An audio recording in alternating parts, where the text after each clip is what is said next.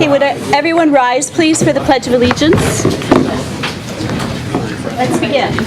I pledge allegiance to the flag of the United States of America and to the republic for which it stands, one nation, under God, indivisible, with liberty and justice for all.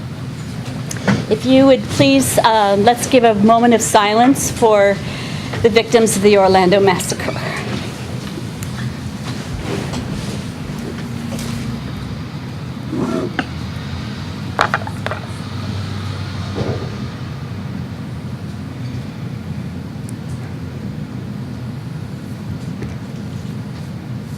Thank you. All right, so now we do we have a motion to approve the agenda for tonight? I'll move to approve. I'll second. All in favor? Aye. No objections. We have public comments. So Lexi May, you are our first person to be speaking as an individual.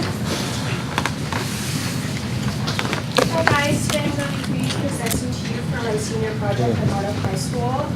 As I'm sure most of you are aware, we do not have a community pool, and I think that is a very important aspect in Ohio for us to have. So here's my statement, which I gave to the board, and I'm hoping you guys read it since it gave out my main points.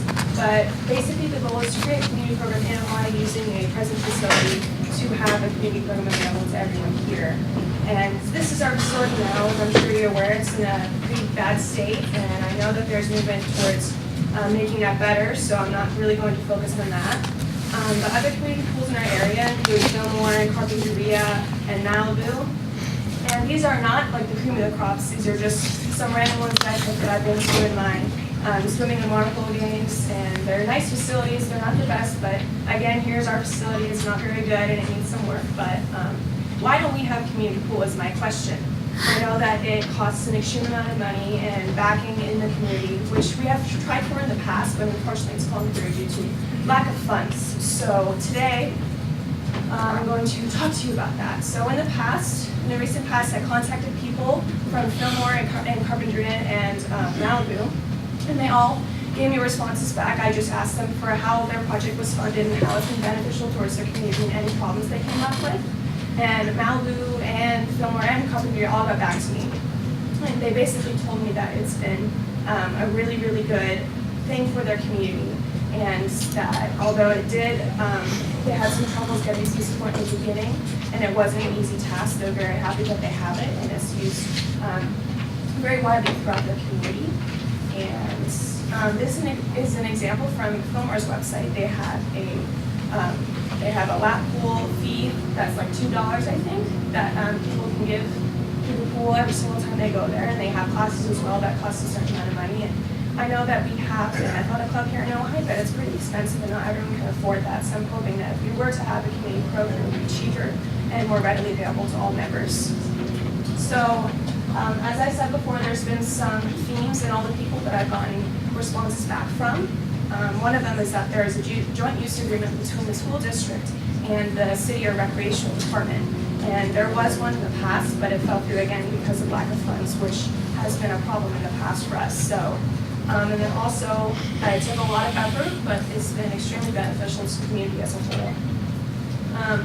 I believe that Ohio not having a community pool is a big mistake, and considering that we have a really great talent, I believe, at Nordhoff, and even with our handicap, with our pool, we have done tremendously well in our swimming and water polo careers, and even people that have just stepped up to the team their freshman year without ever having been in the pool before, including me. And I believe that if we were to have a community program where people and little kids were given an opportunity to learn how to swim at a young age, then our school could have a higher quantity of quality swimmers, which should give us more success in our athletic teams. And I think that our pool's been in deterioration for too long, and it's time to focus on that rather than other projects.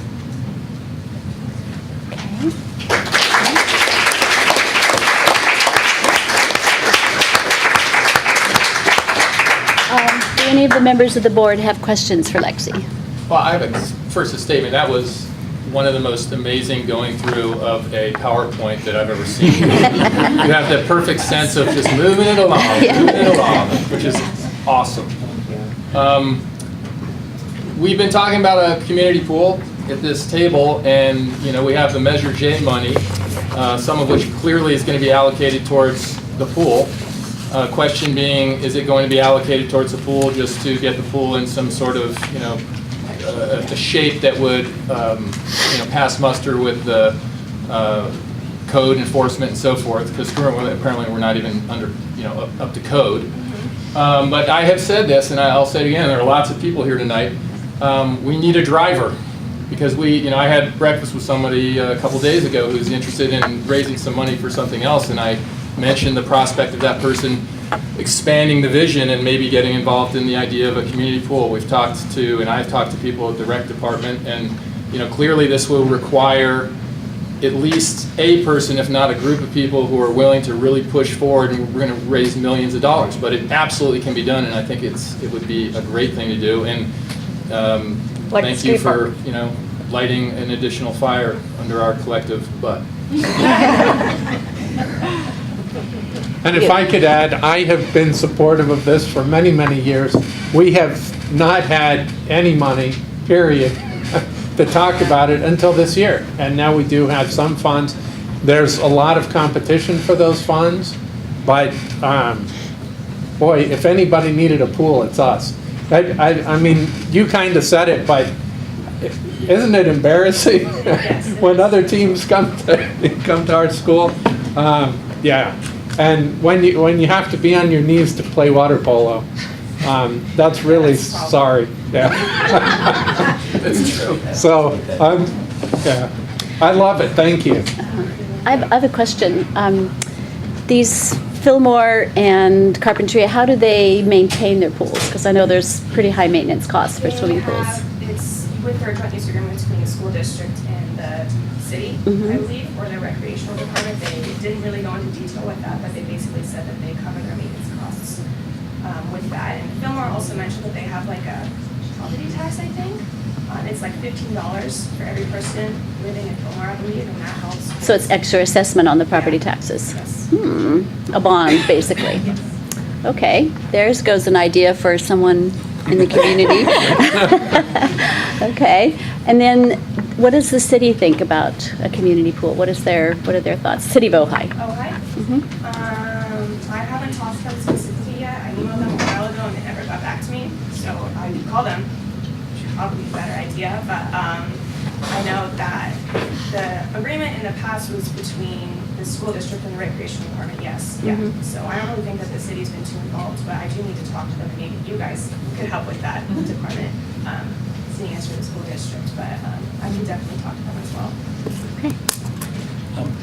I would love to see the detail that you got from the other cities. The response to your inquiries. I'd be really appreciative of that. And I have to thank you for the effort. I know it's a class project and you kind of have to do something, but you had a world of things to pick, and this is a very important topic. And it's a long-term topic. So thank you for thinking of the future.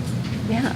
Lexi, could you explain to everybody the senior project concept? And as Mike just referred to, you had to pick something, but what is the senior project and how much time have you spent on it? Okay, so at NORDOP, the people in AP programs have a senior project, and if you're in both AP Physics and AP Government, you have to benefit to the community in some way. So community pool, I thought was a really good idea.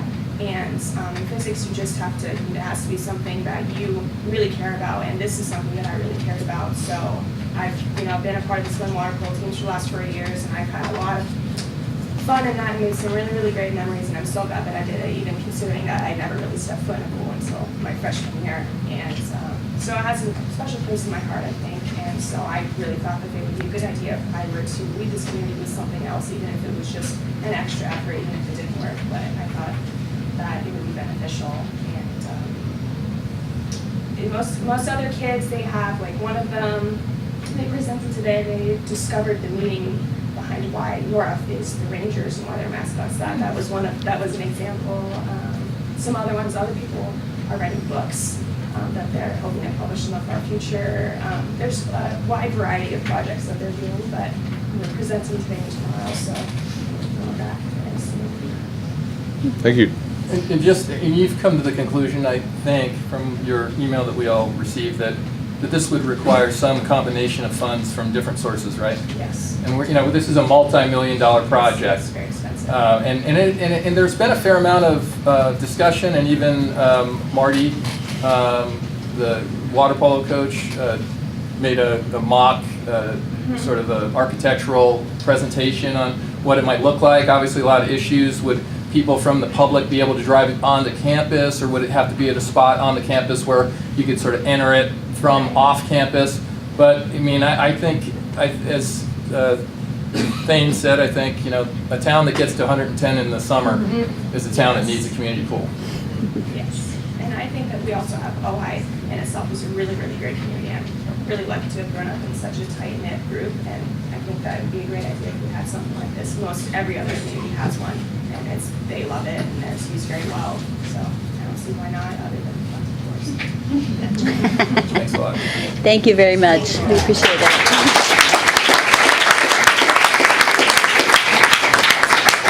I'm going to pass that over to you. Okay, our next speaker is, sorry, I have to put on my glasses so I can read it. Okay, Tess Edwards.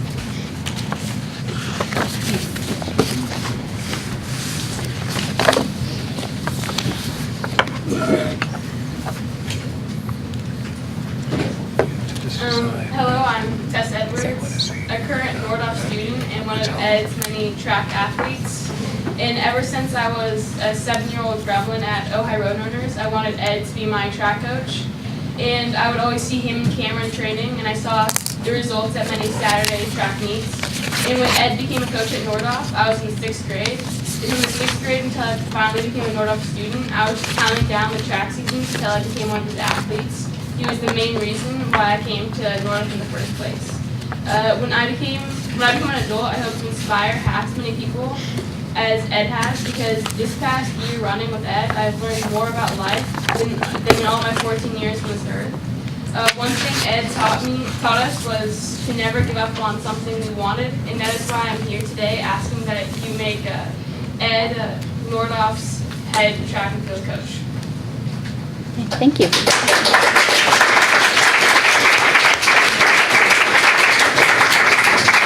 Next speaker, Ben Edwards.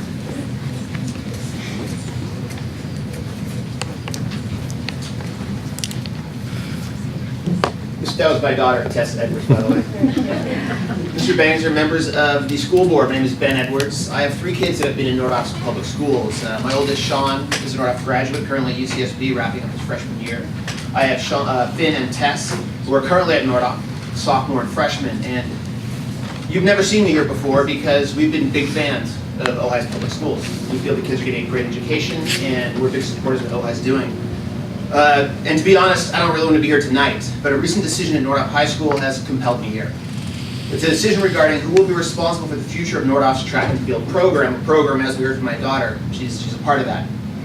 It's a decision I do not understand. It's a decision so objectively wrong, I feel the need to voice my opposition to it here in front of you for the first time in 13 years my kids have been at the Ojai Public Schools. I've come to understand, thanks to Mr. Munson and Dr. Bayless at Nordhoff, that Ed Italo and Dave Sedum have 2 coaching philosophies so opposed to one another they can no longer be a part of the same program. As regrettable as this is, a decision had to be made. And Dr. Bayless has chosen Dave Sedum to run the program. But it's a decision I cannot understand. When 2 philosophies are at odds, we must look at the effectiveness of the philosophies in question. I have no desire to denigrate anyone. In fact, I know very little about Dave Sedum's methods. I simply see the results. Ed Italo's runners have achieved great things on the state and national stage. School records have fallen with incredible regularity. Full ride scholarships have been granted. Both his girls and boys relay teams have achieved great things. School records, league championships. But more important than what happens on the track is what Ed means to his athletes. He's a mentor, constantly asking for excellence, for sacrifice, for commitment. He gets it from the kids because that is exactly what he gives the kids. Whether it's getting up at 6 a.m. to take them training on the dunes in Malibu on a Saturday, or organizing meets for them to attend on the East Coast, Ed gives the kids his total commitment. That is a record of success very few coaches at any level, anywhere in the country can live up to. That is a record and an advocate for our kids we cannot afford to lose. The main reason communicated to me as to why Ed was not asked back as head coach was Dr. Bayless's opinion that Ed is a gifted position coach, but not head coach material. And that is the main reason I am here. That characterization is flat out wrong, and I want to make sure the school board knows that. Ed Italo is not only capable of being a head coach, he's undoubtedly the most qualified person in the Ojai Valley to be a track and field head coach. Ed ran the Ojai Roadrunners for many years, a program with over 100 runners, more meets, a larger coaching staff, more volunteers, and frankly more headaches than any high school track program. Ed runs a year-round track club, taking it to meets all over California and beyond, organizing travel, parent volunteers, housing, meals, everything a traveling team needs. Ed rallied the community around last year's 4x800 team, raising enough funds to take them to the Penn Relays, where Nordhoff finished as the top high school team in the nation. Ed is simply overqualified for the job, but thankfully he wants it. We cannot let that go. We need to do everything we can to keep that passion, commitment, and talent here in Ojai working for our kids. I understand Ed does not always play nice. I know he can rattle cages and rock the boat, but excellence is never easy, excellence is never quiet. I know every time he storms into the administration building at Nordhoff, he's advocating for the kids, putting the kids first. Ed is teaching the kids to fight mediocrity at every turn, and he walks the walk. Those are lessons that will pay off for our kids their entire lives. Again, I don't want to be here asking you to overturn the decision of a principal I truly respect. I don't want to have to ask a math teacher to step aside, but that is the situation we are in. So first, I asked Dr. Bayless to reconsider his decision and appoint Ed Italo head coach at Nordhoff Track and Field. If he will not, I asked the school board to compel him to make Ed Italo head coach of Nordhoff Track and Field. If next year begins without Ed Italo as the head coach at Nordhoff Track and Field, it will be a sad day because the needs of the kids will not have been put first, and I will know Nordhoff's value to my daughter has diminished greatly. Thank you.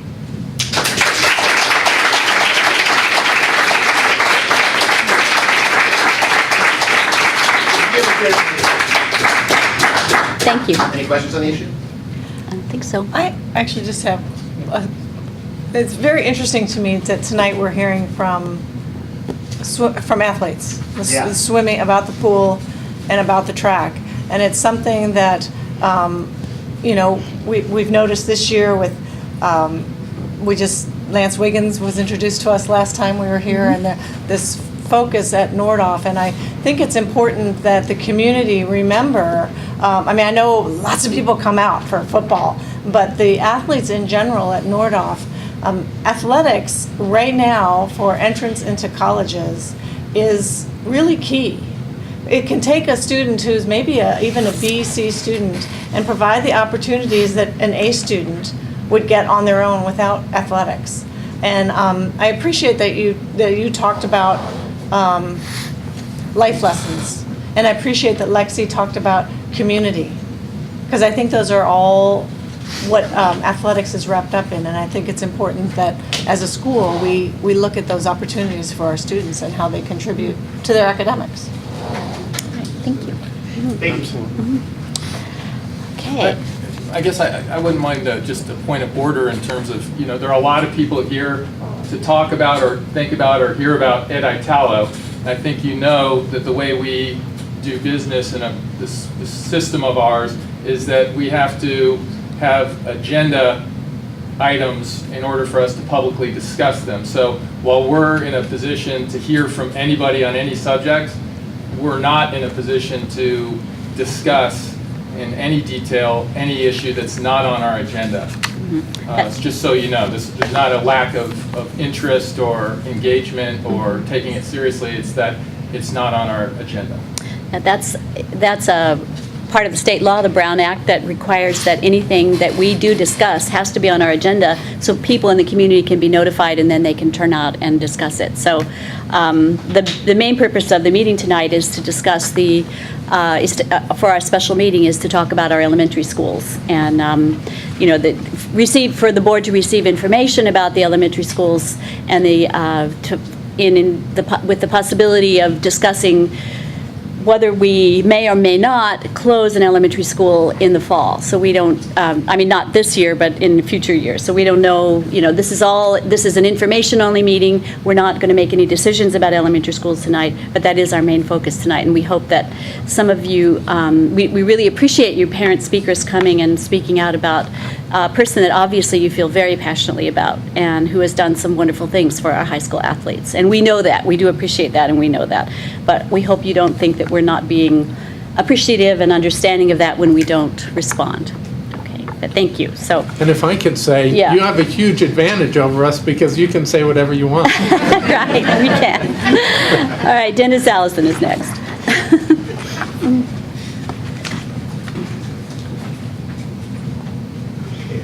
Dennis Allison, and we have two twins, a boy and a girl. They were at Nordoff, graduated in 2013, and presently at UCSB, they're looking at graduating early next year from there. Both of them ran cross country for 4 years and track for 3 years. First, I'd like to state that Dave Sedham has his positive points as a coach. My wife was the team mother, I was the regular driver, supervisor with the team. So I had close contact with it. He does a fine job of instilling a good work ethic, and photos that he takes of cross-country runners, individualized, are wonderful. I always admired that about Dave.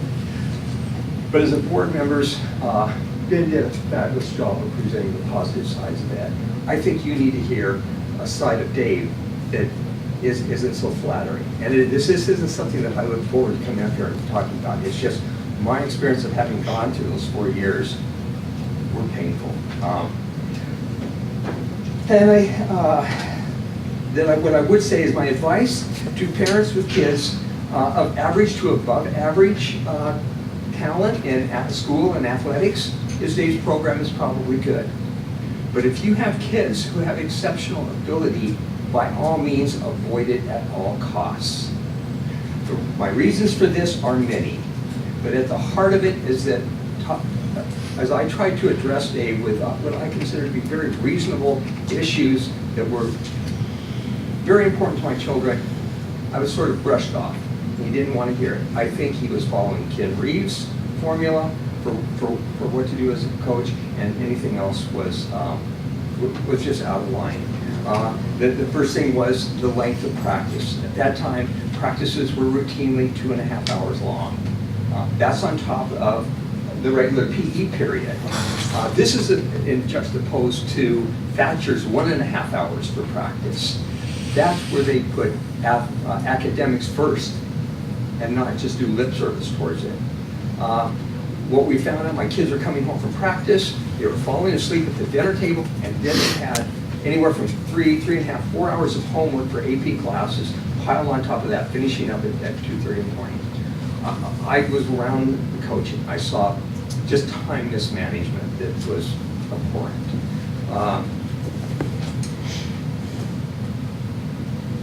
Let's see. Anyway, yeah, but it was lip service.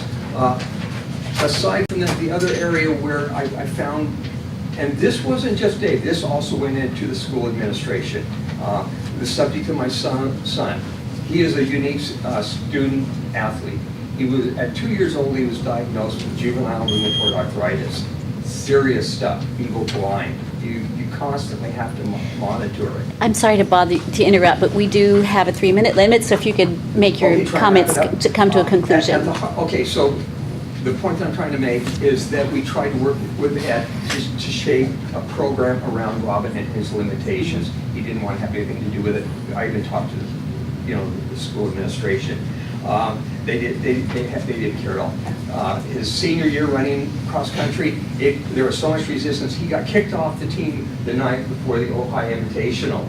I had to go beg to let him run. The next day, Robin ran it and won the race. 360 kids. Nordoff's Fillmore's state winning team was there. He went on to become an elite distance runner. And the race after that went well, and then he got sick, as always happens, and the season went down. These things have very real consequences. The length of practice, limiting studying, and scholarships for students. My son spent so much time studying, we had no idea he was as gifted in math as he is.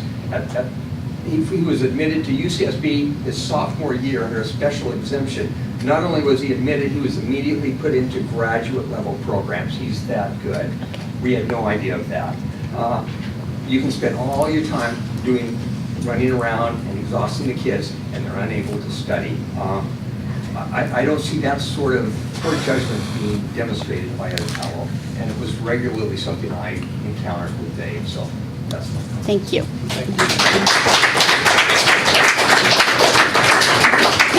I still have quite a pile of individuals who'd like to speak on behalf of Ed Italia, and I would really hope that you would respect our 3-minute time limit.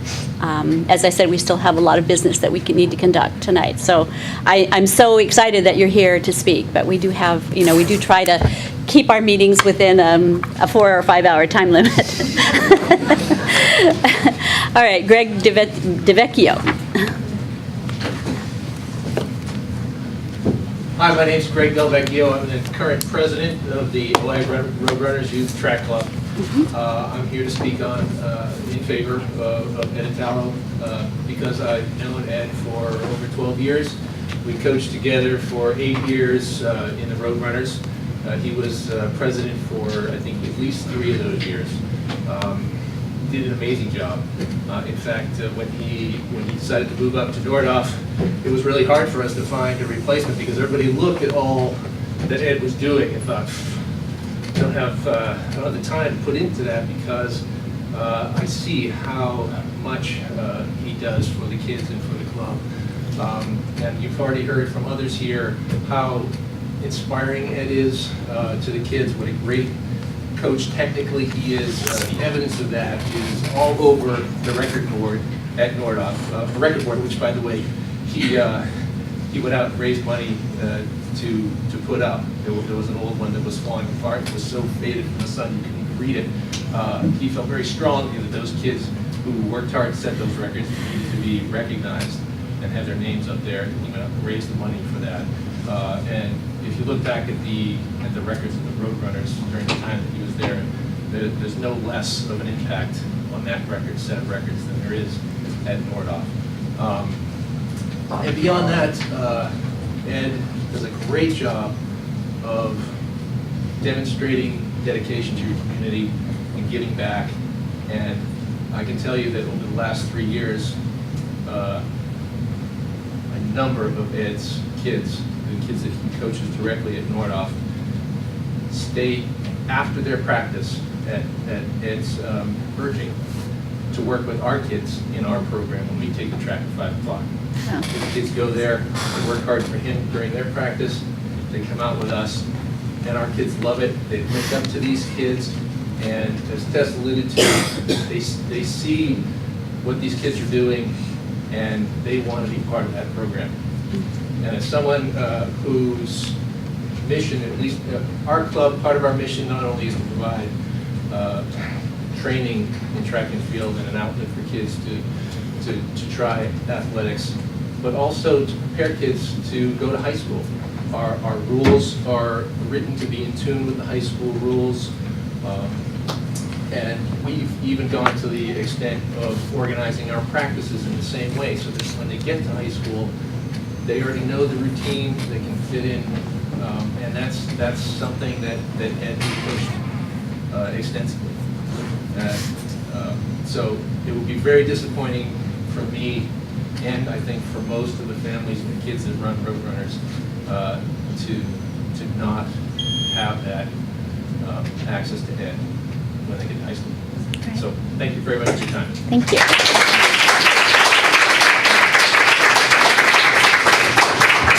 Okay, Abby Runyon.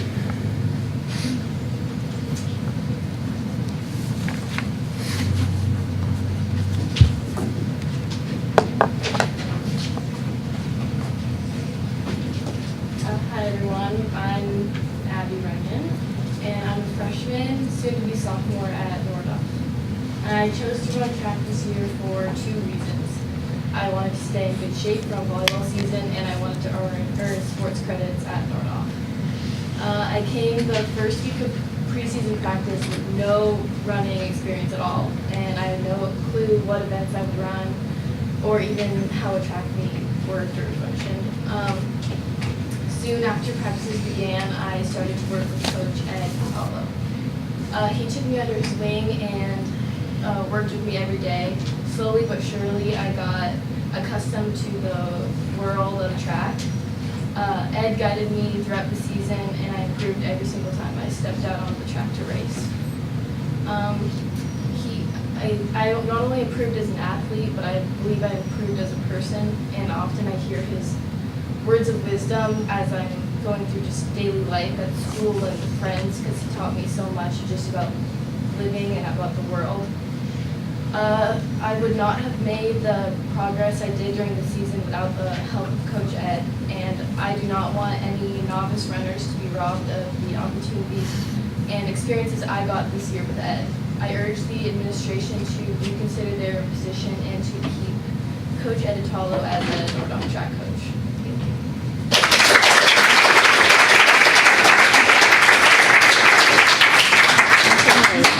Thank you. Thank you, everyone. Ramona Bahema, I'm hoping I'm saying that correctly. I really apologize for massacring names. No problem. My name's Ramona Baima. I am I really massacred that one. sister, who is a senior graduating this year at Nordoff High School and ran track with Coach Editano for 4 years. And I'll be brief. In his accomplishments as a coach, what he's been able to achieve with his athletes, how far they've gone on a national level. You can read about it in the newspaper. You can Google it. The list is long. He really put Nordoff on the map. So that brings me my first point. When I heard that Ed was being dismissed as the track coach, I was blown away by the disconnect. I thought that Ed would attract scholar athletes to Nordoff.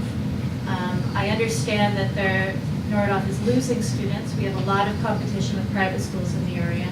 And I thought some people are going to hear about from Roadrunners, et cetera, working with Ed, that he was able to nurture one of his students to get a Fulbright scholarship to one of the best universities in the country because of his coaching and mentoring.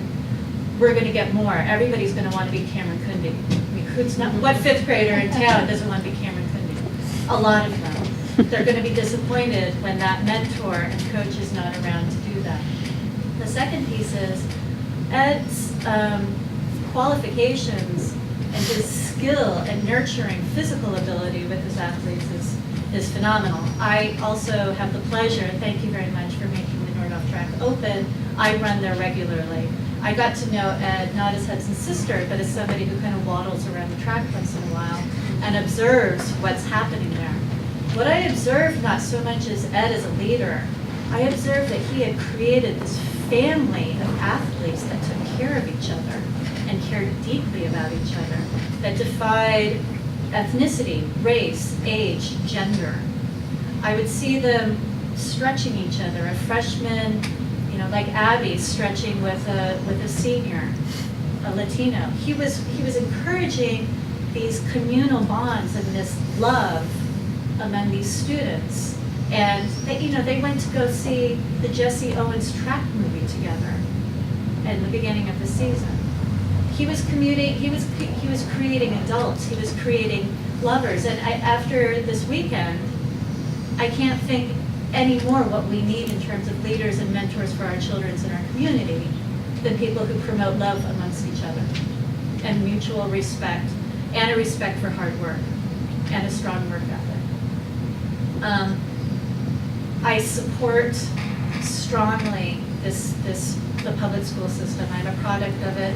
I understand the limitations. I understand the behind-the-scenes negotiations. I understand the politics around it. But I also encourage you to award exceptionalism in the way that Ed awarded and encouraged and nurtured exceptionalism in his students. Thank you.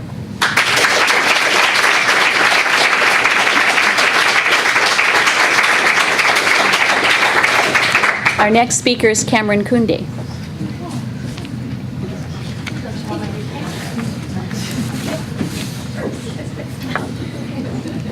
Hello, so my name is Cameron Kundi.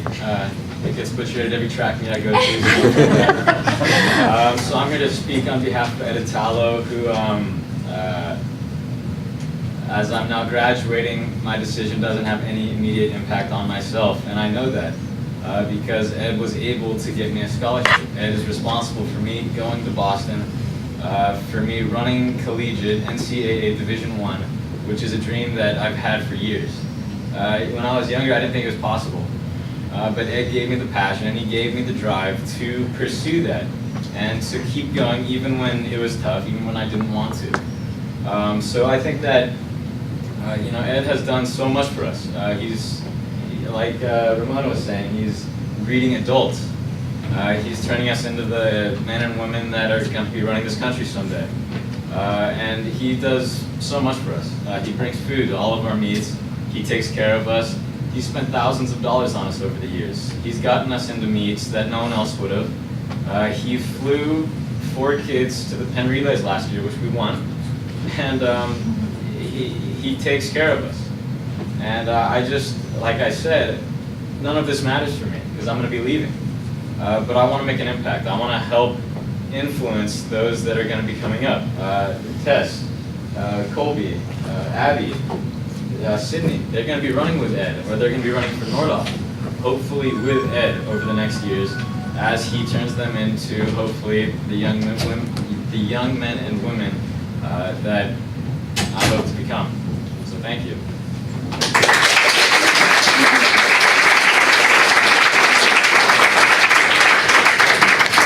Okay, here's another name I'm going to massacre, so I apologize. Jackie Kane? Sorry.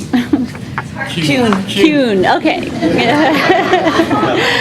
I am not eloquent, and I'm just scratching these notes here, but I'll be very, very quickly. Jackie Kuhn and Jesse, my son, has done track for 2 years with Coach Ed. And, I have observed nothing but it's a stellar program. And, I'd like to point out that there are several students who come from Ventura, and in particular, one girl transferred there this year and takes the SCAT bus, which isn't an easy way to go to school, to and from school, so that she can run track with Ed. And we're in declining enrollments, getting rid of a stellar program and just gutting it for expediency or whatever. You will lose students, and you will lose that thing that makes Nordhoff special, a program that is attracting, high quality students. And so I would ask you to consider that. Thank you.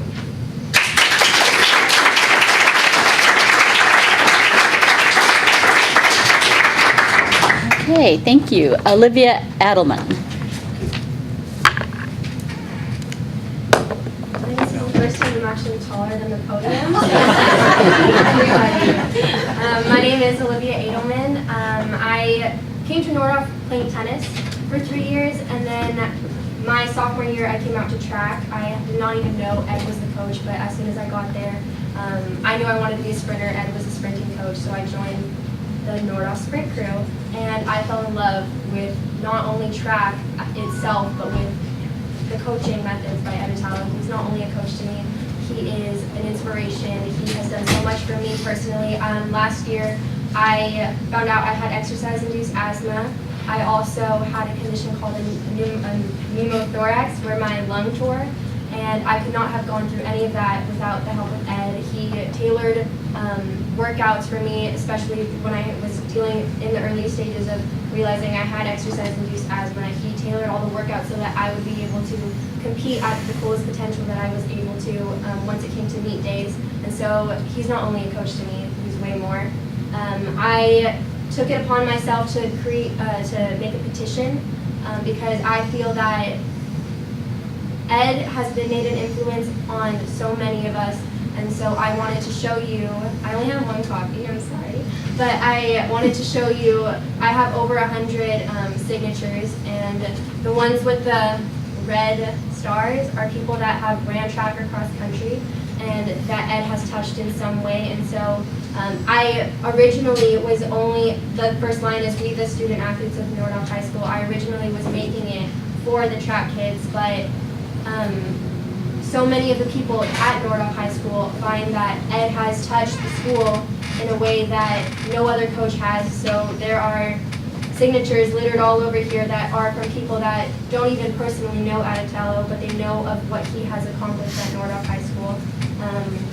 He has made Nordhoff's track and field team not only the Nordhoff track and field team, but I believe that he's made it the whole community. As you can see, everyone here has known of all of Cameron's successes, as I'm sure, and so that's just one example of how he wants the community involved. And so I just feel from all of my experience with him that Ojai has become part of the team. And so that has been because of Adetallo. He constantly is in the news, putting things into the newspaper, on the Facebook pages, alerting everyone of all of our successes and all of the events that are occurring from our track and field team. And so it's a community event when I entered the track and field team, and I really appreciated that aspect of the team and of Adetallo. And so I don't know what to explain to you. Kathy, you take that and She we'll can get make the copies original for back us. to Olivia and make Yeah. copies for us. And so I just wanted to show that he has made an impact on many more people than I think even he knows, and I was definitely one of them. So thank you.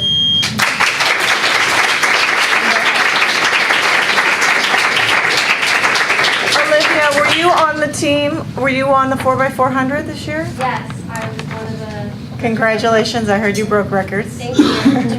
And as long as we're shouting out, Cameron, my daughter's at Northeastern, so say hi to Sam. Angie Janasi is next.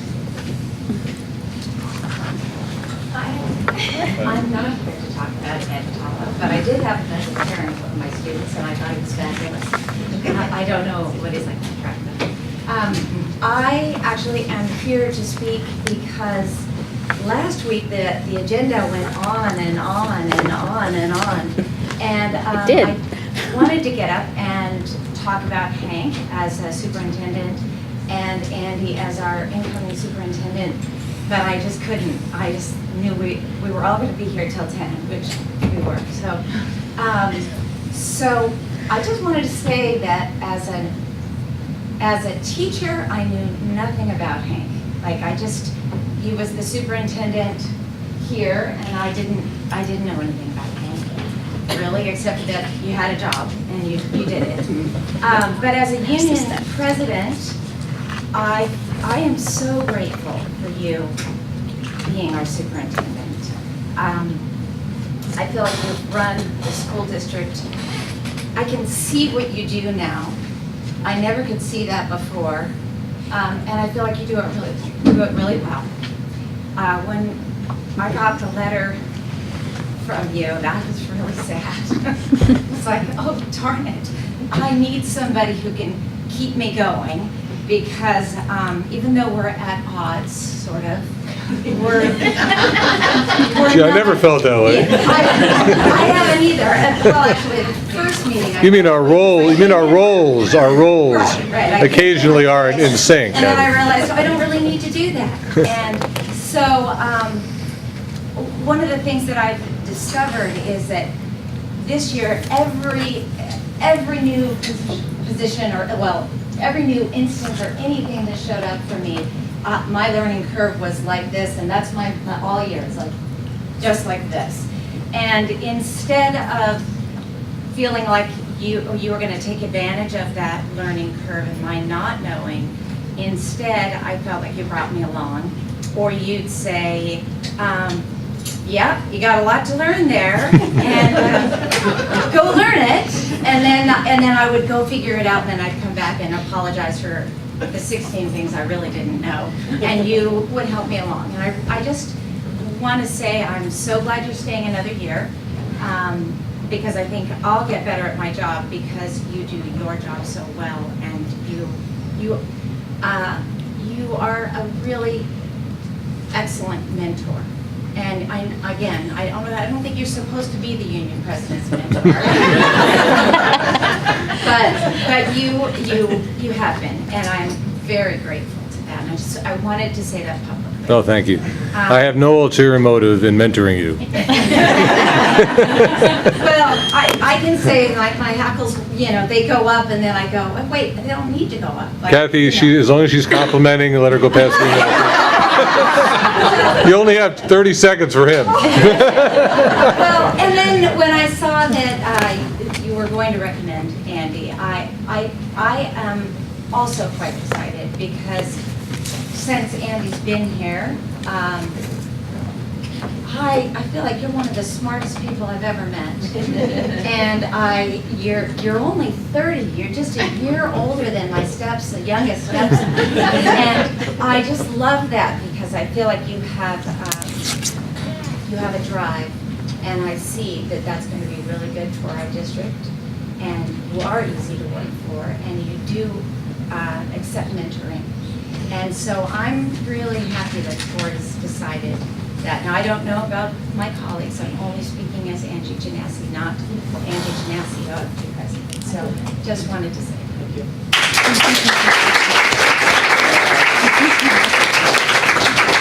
Okay, thank you very much, everyone, for all your comments. And everyone is welcome to stay and listen to our discussions, because now we're going to move on. Or not. You may leave if you so desire. We're going to talk about the optimal organization of the district elementary schools. Oh, don't leave.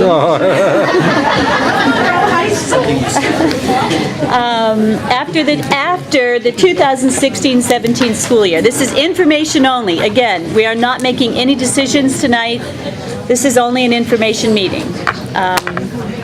Okay, Hank is going to start for the... Wait for the din to drop here. Yeah. That's true. Okay, thanks.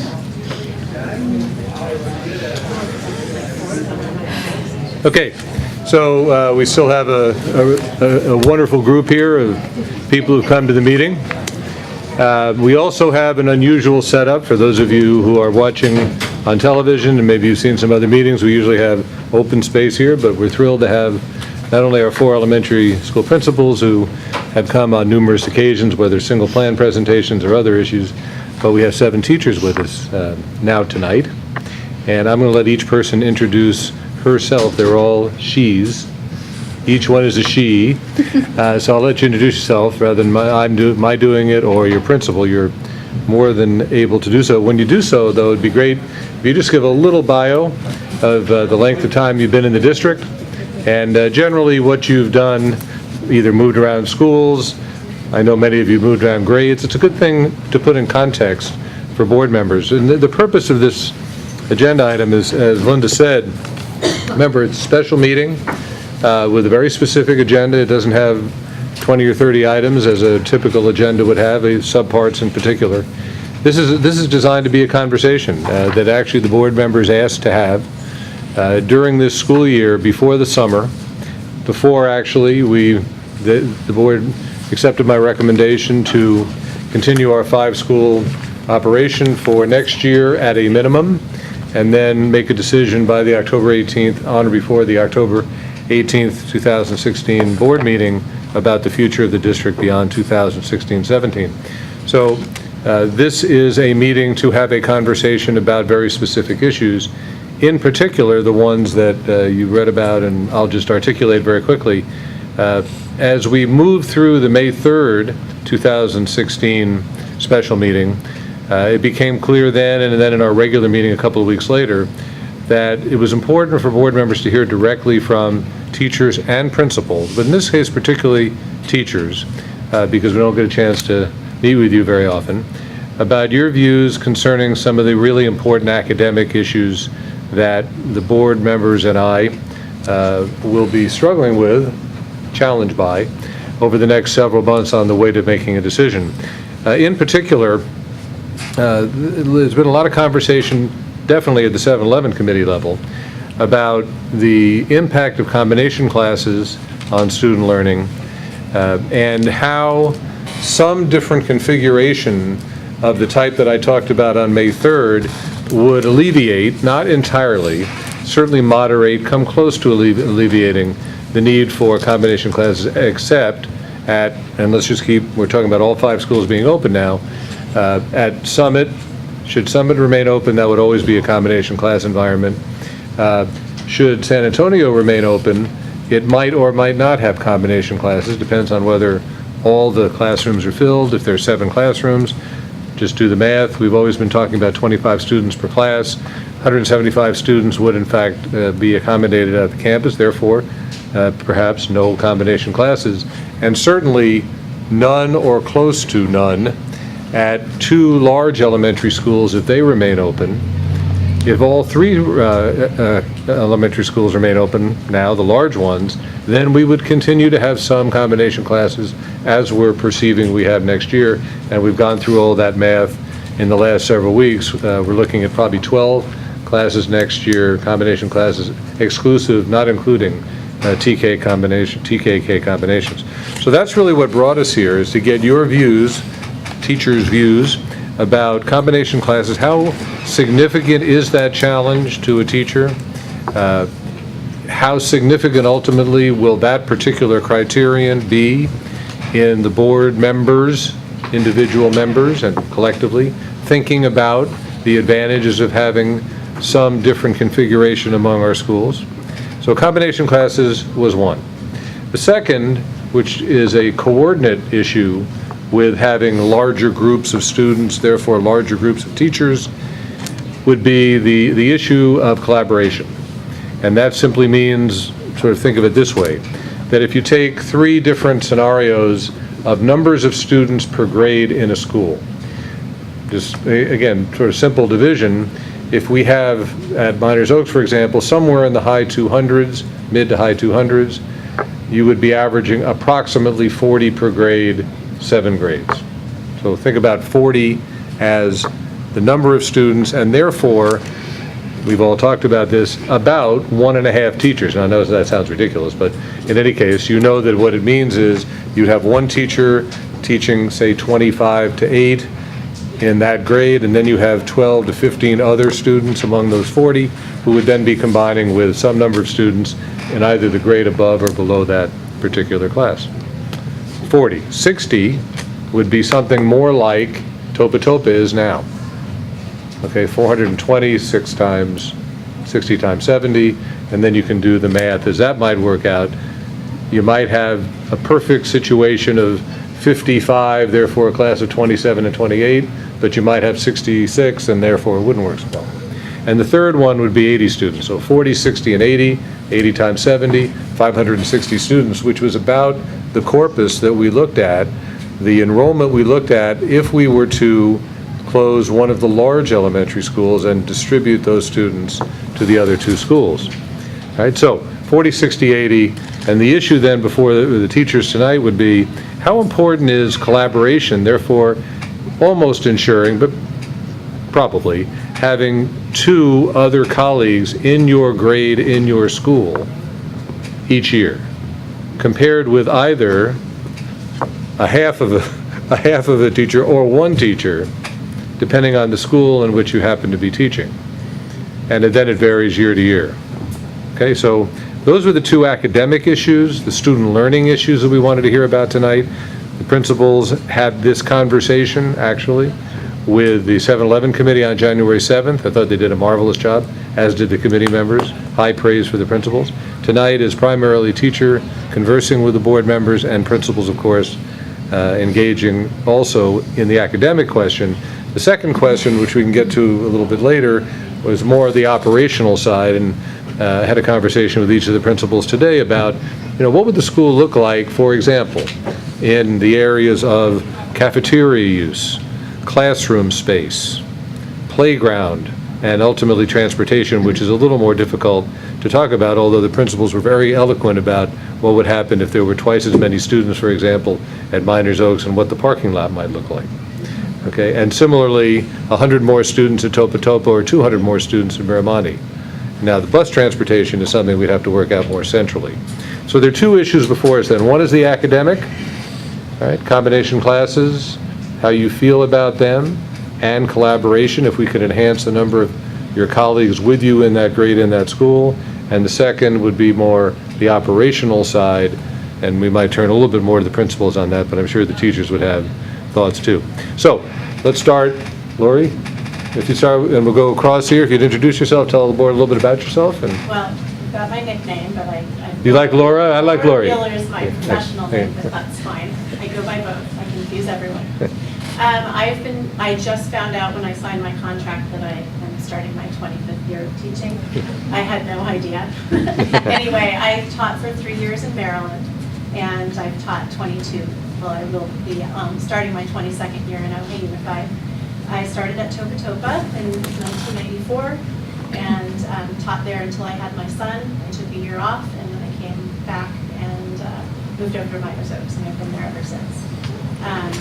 And I have taught between first and fourth grade. So I taught second and third at Topa, and since I've been at Miners Oaks, I've mainly taught second, but I had a second, third combination, a first and second combination, a third, fourth combination, and then I taught fourth grade for 4 years, straight grade levels.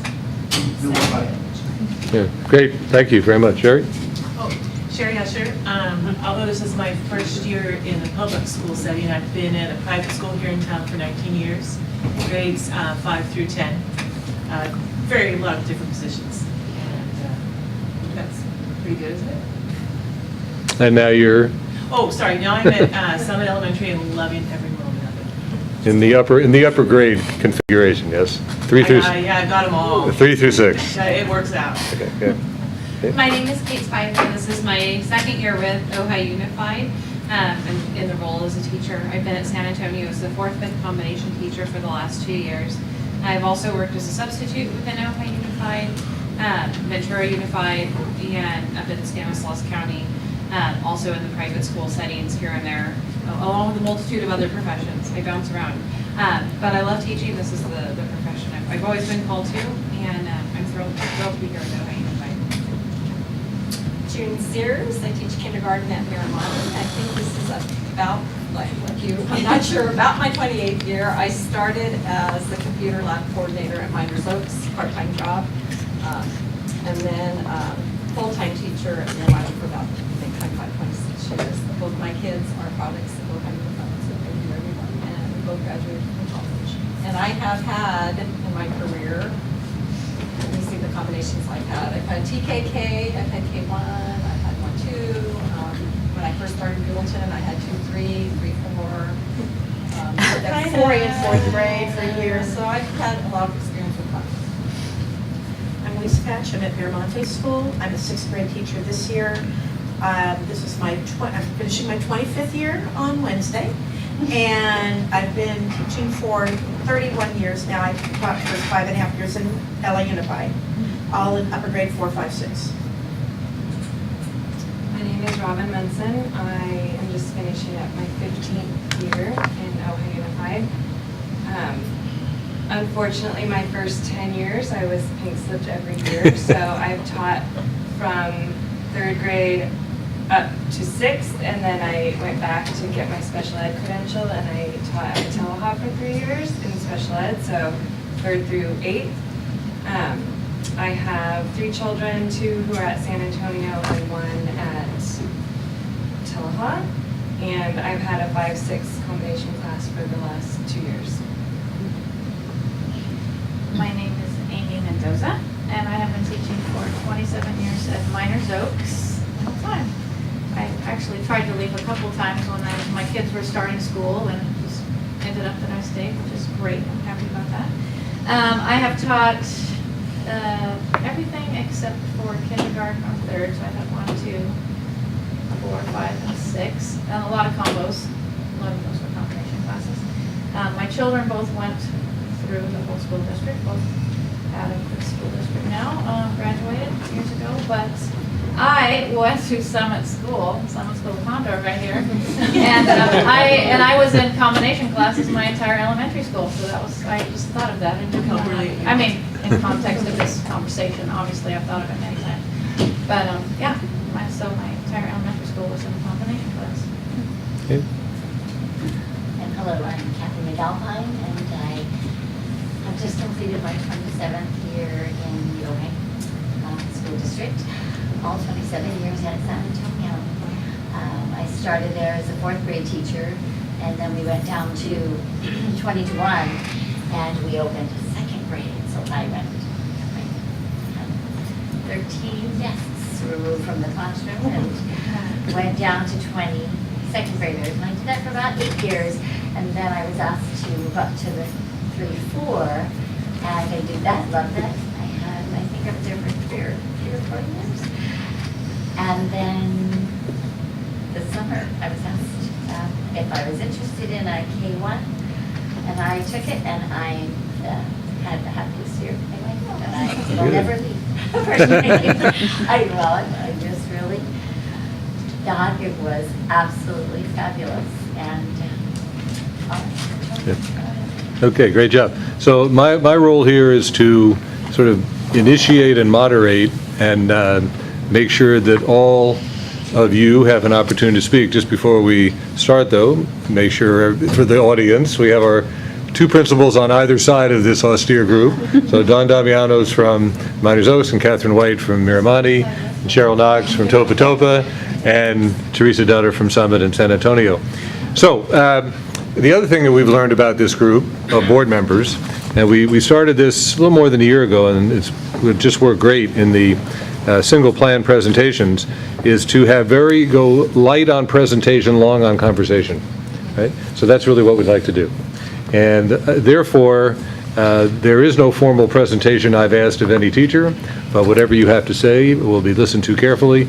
And the right time, I would say, for any board member or board members to ask the question is when it comes to your mind. So when a teacher says something that sparks a question, that's the right time to ask it, and then we'll get on, hopefully, to every teacher have an opportunity to speak. But let's just stay on the issue of combination classes first, and then we'll move on to this issue of collaboration. So it's like whenever you say it, who'd like to start, right? Who'd like to start? I know you're not bashful, and I know we have a veteran group. Oh, look, see? There we go. Okay. Sherry, go for it. Go for it. Okay. Well, I put something together, but the combination class by paragraph is third. Can I do 1 and 2 first? What are the first 2? The first 2 talks about, actually did that. It is what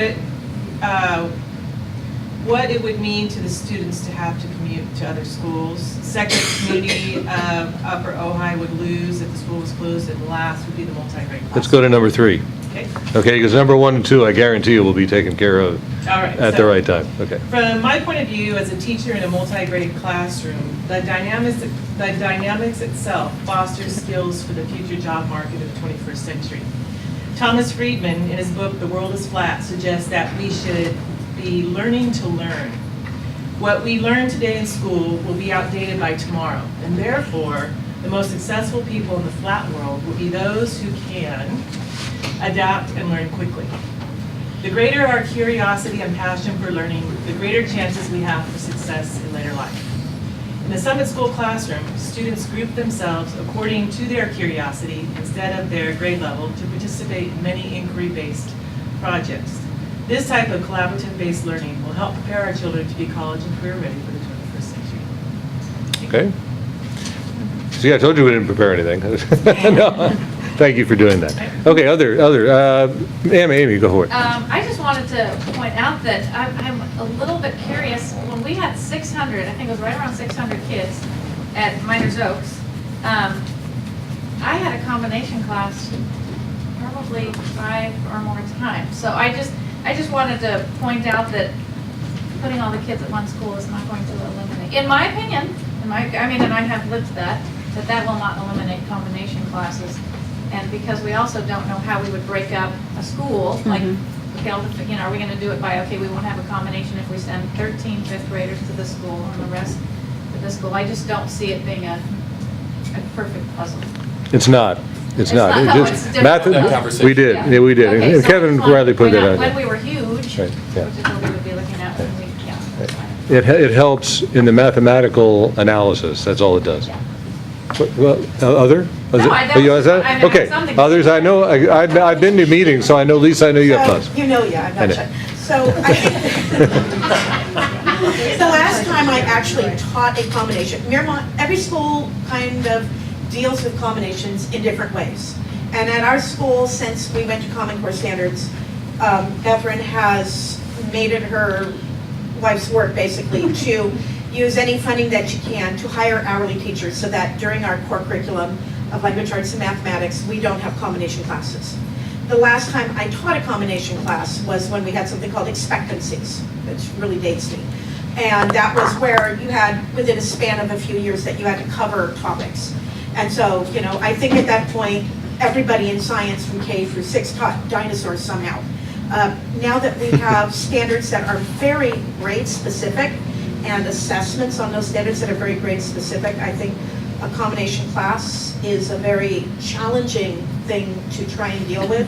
And speaking as a 6th grade teacher, Robin and I deal with it every time we go to a meeting outside of OHI. 6th grade is middle school. So right now, our math, social studies, and science programs that we do, that are the adopted programs, do not go K-6. We have a K-5 program, and then we have 6, 7, 8. That's for 3 of our 4 curriculum areas. And I will tell you, those programs do not speak the same language. The math program right now, looking at what they're doing within their mathematics program with what we're doing in our mathematics program, is an extremely different type of a program. We have a middle school math program. Our social studies and science also are middle school adopted programs.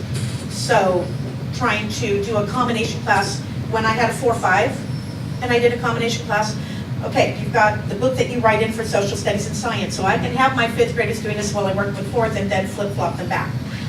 That doesn't happen with a 5th, 6th, and that's a real issue that, you know, exists just in the 5-6 combo world right now in Ohio. So you feel like the 6th graders are really getting shortchanged, and they're not being Even just the planning is so different. If I had the same publisher, then, you know, I go to the same spot for resources. I know where everything is.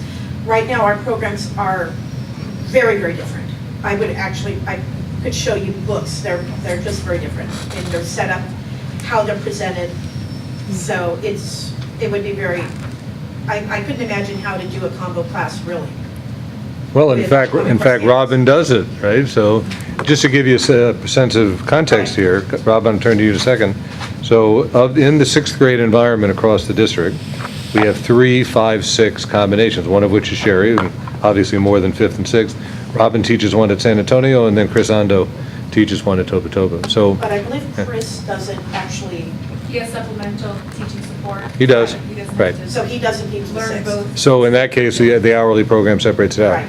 And, you know, Robin, talk a little bit about that challenge of. So I would absolutely agree with Lisa that having 2 completely different types of curriculum for 5th and 6th and science, social studies, and math makes it very challenging to overlap within the classroom.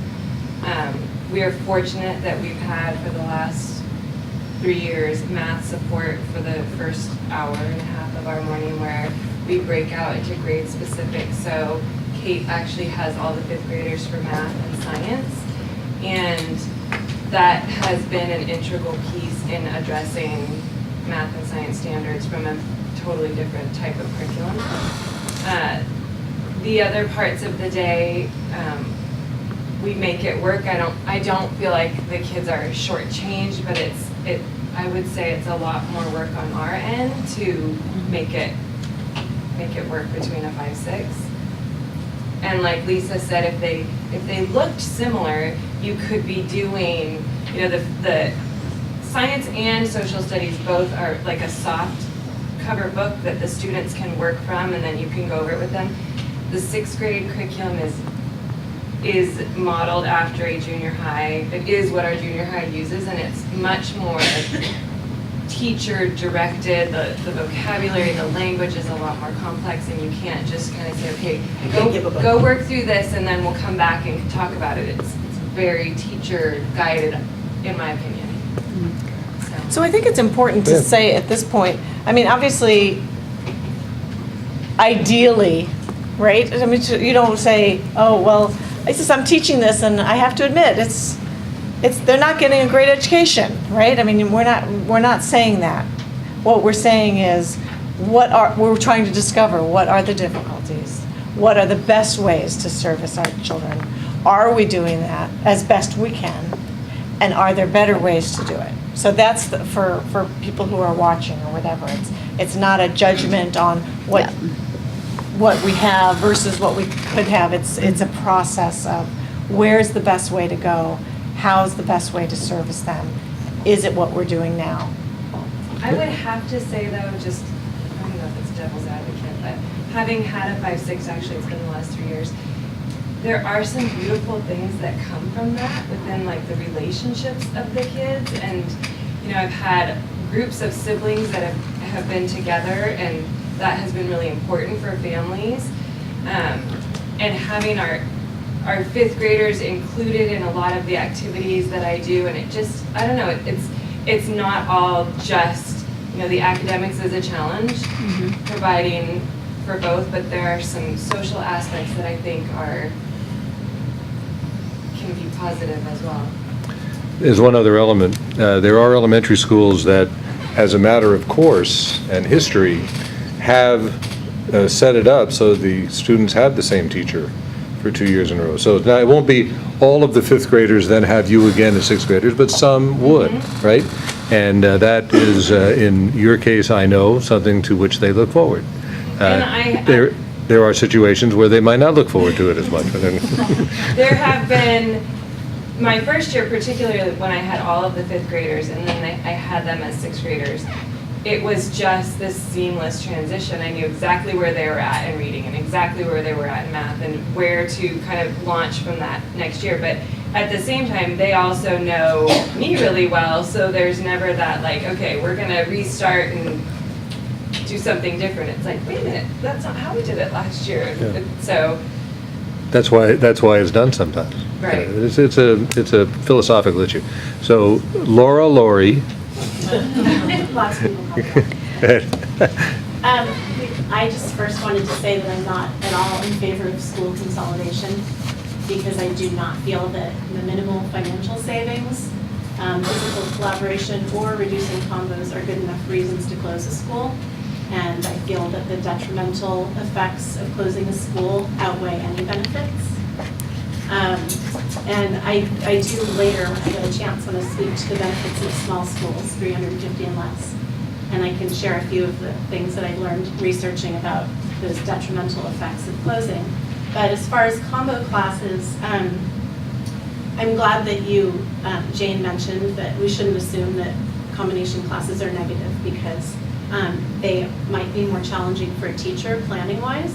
But there's a lot of research, and none of the research shows that it's negative for the students. So I wanted to share some of the research that I have read up on and then share some of my own experiences. So, but given the advantages and disadvantages to combo classes, none of it is evidence to show that it should be a reason to close a school. So when a combo is set up well and it has proper support, then it can be an effective classroom.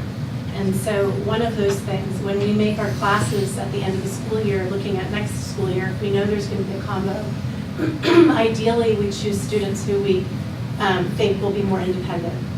Because if we have to break into small groups and work at different grade levels for some of the subject areas, knowing that children have more independent skills gives us that chance to do that with the other grade level. And then also when we're setting up the classes, we have to look at behavior issues. It's really important that a combo class doesn't have too many behavior issues because there's more than one grade level. So it's really important because we have combos, that's the way it is everywhere, they need to be set up well. And so those would be two of the things that we have to look at, is the type of student.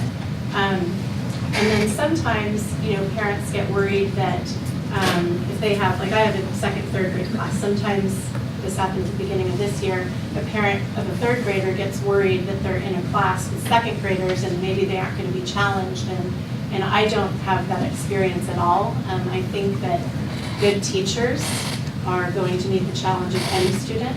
And in a combination class, we have to look more at the individual needs of students rather than pushing them through a pacing chart. And there are benefits to to that and looking at an individual student's needs.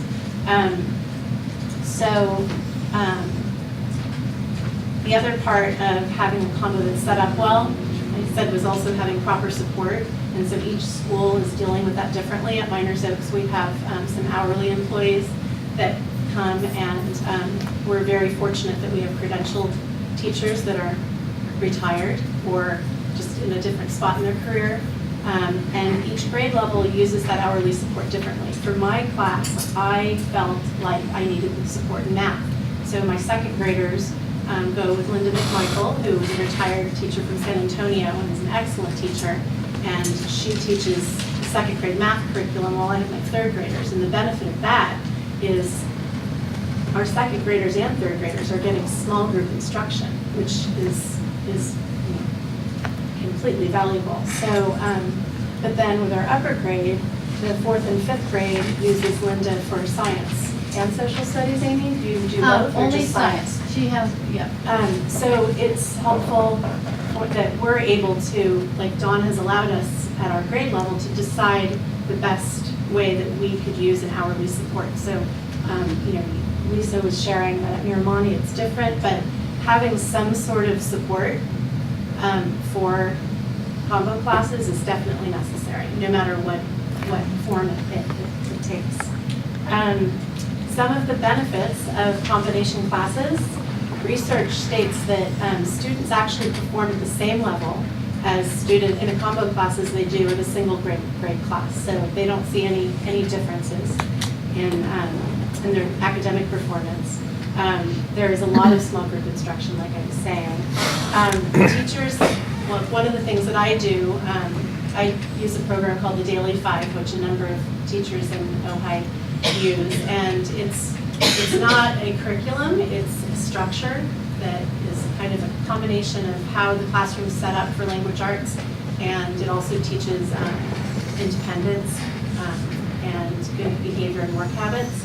But the Daily Five program works on individual literacy skills. So I work with children one-on-one at their own level and in small group at their level. And so I have second and third graders that are reading the same thing because of the reading level.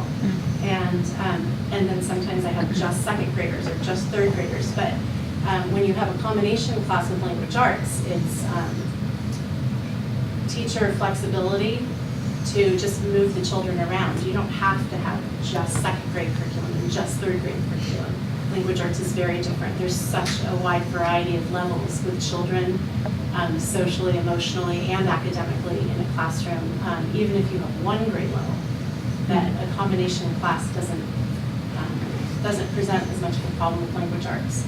But aren't they reading different stories? You know, the story about the grandmother, or the story about the wolf, or whatever? In the olden days, just a few years ago, we stuck to a basil, and everybody was reading the same exact story, and that's not the way. With the Common Core, we're not doing that as much, so it's not the same story for the whole class every week.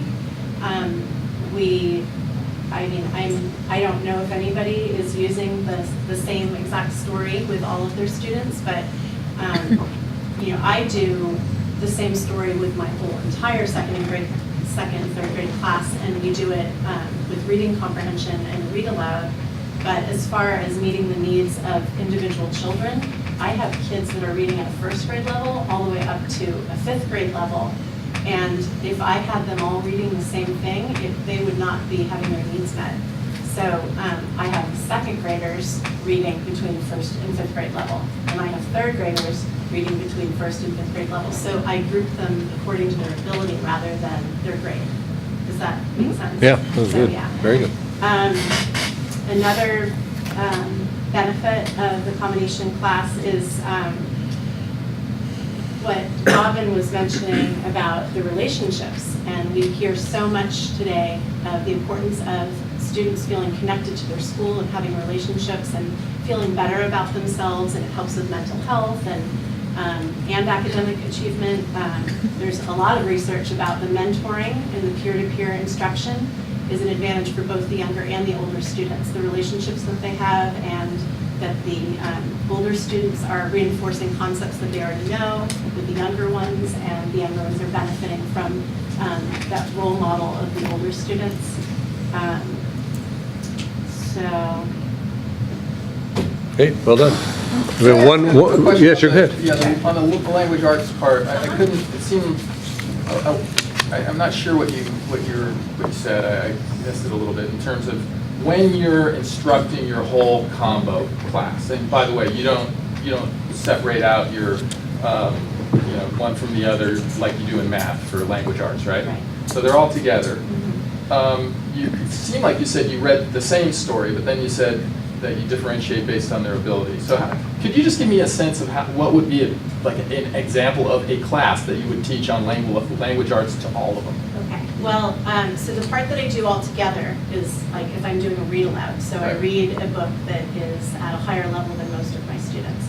And then we do comprehension discussion, we might do writing activities, and so if the second graders are expected to have a certain level of writing, they have certain skills they have to do for writing, the third graders have certain skills they need to do. They can have the same topic, they can have the same story, but my expectations are just different because of what they should know. But as far as instructional, because that's just a story as far as what they're reading and what they're learning to build their fluency with and their skills, that is based on their actual reading level. So if I have a child a second grader reading at a first grade level, I have a small group of students that are all reading like the first grade level book together, and we do skills together.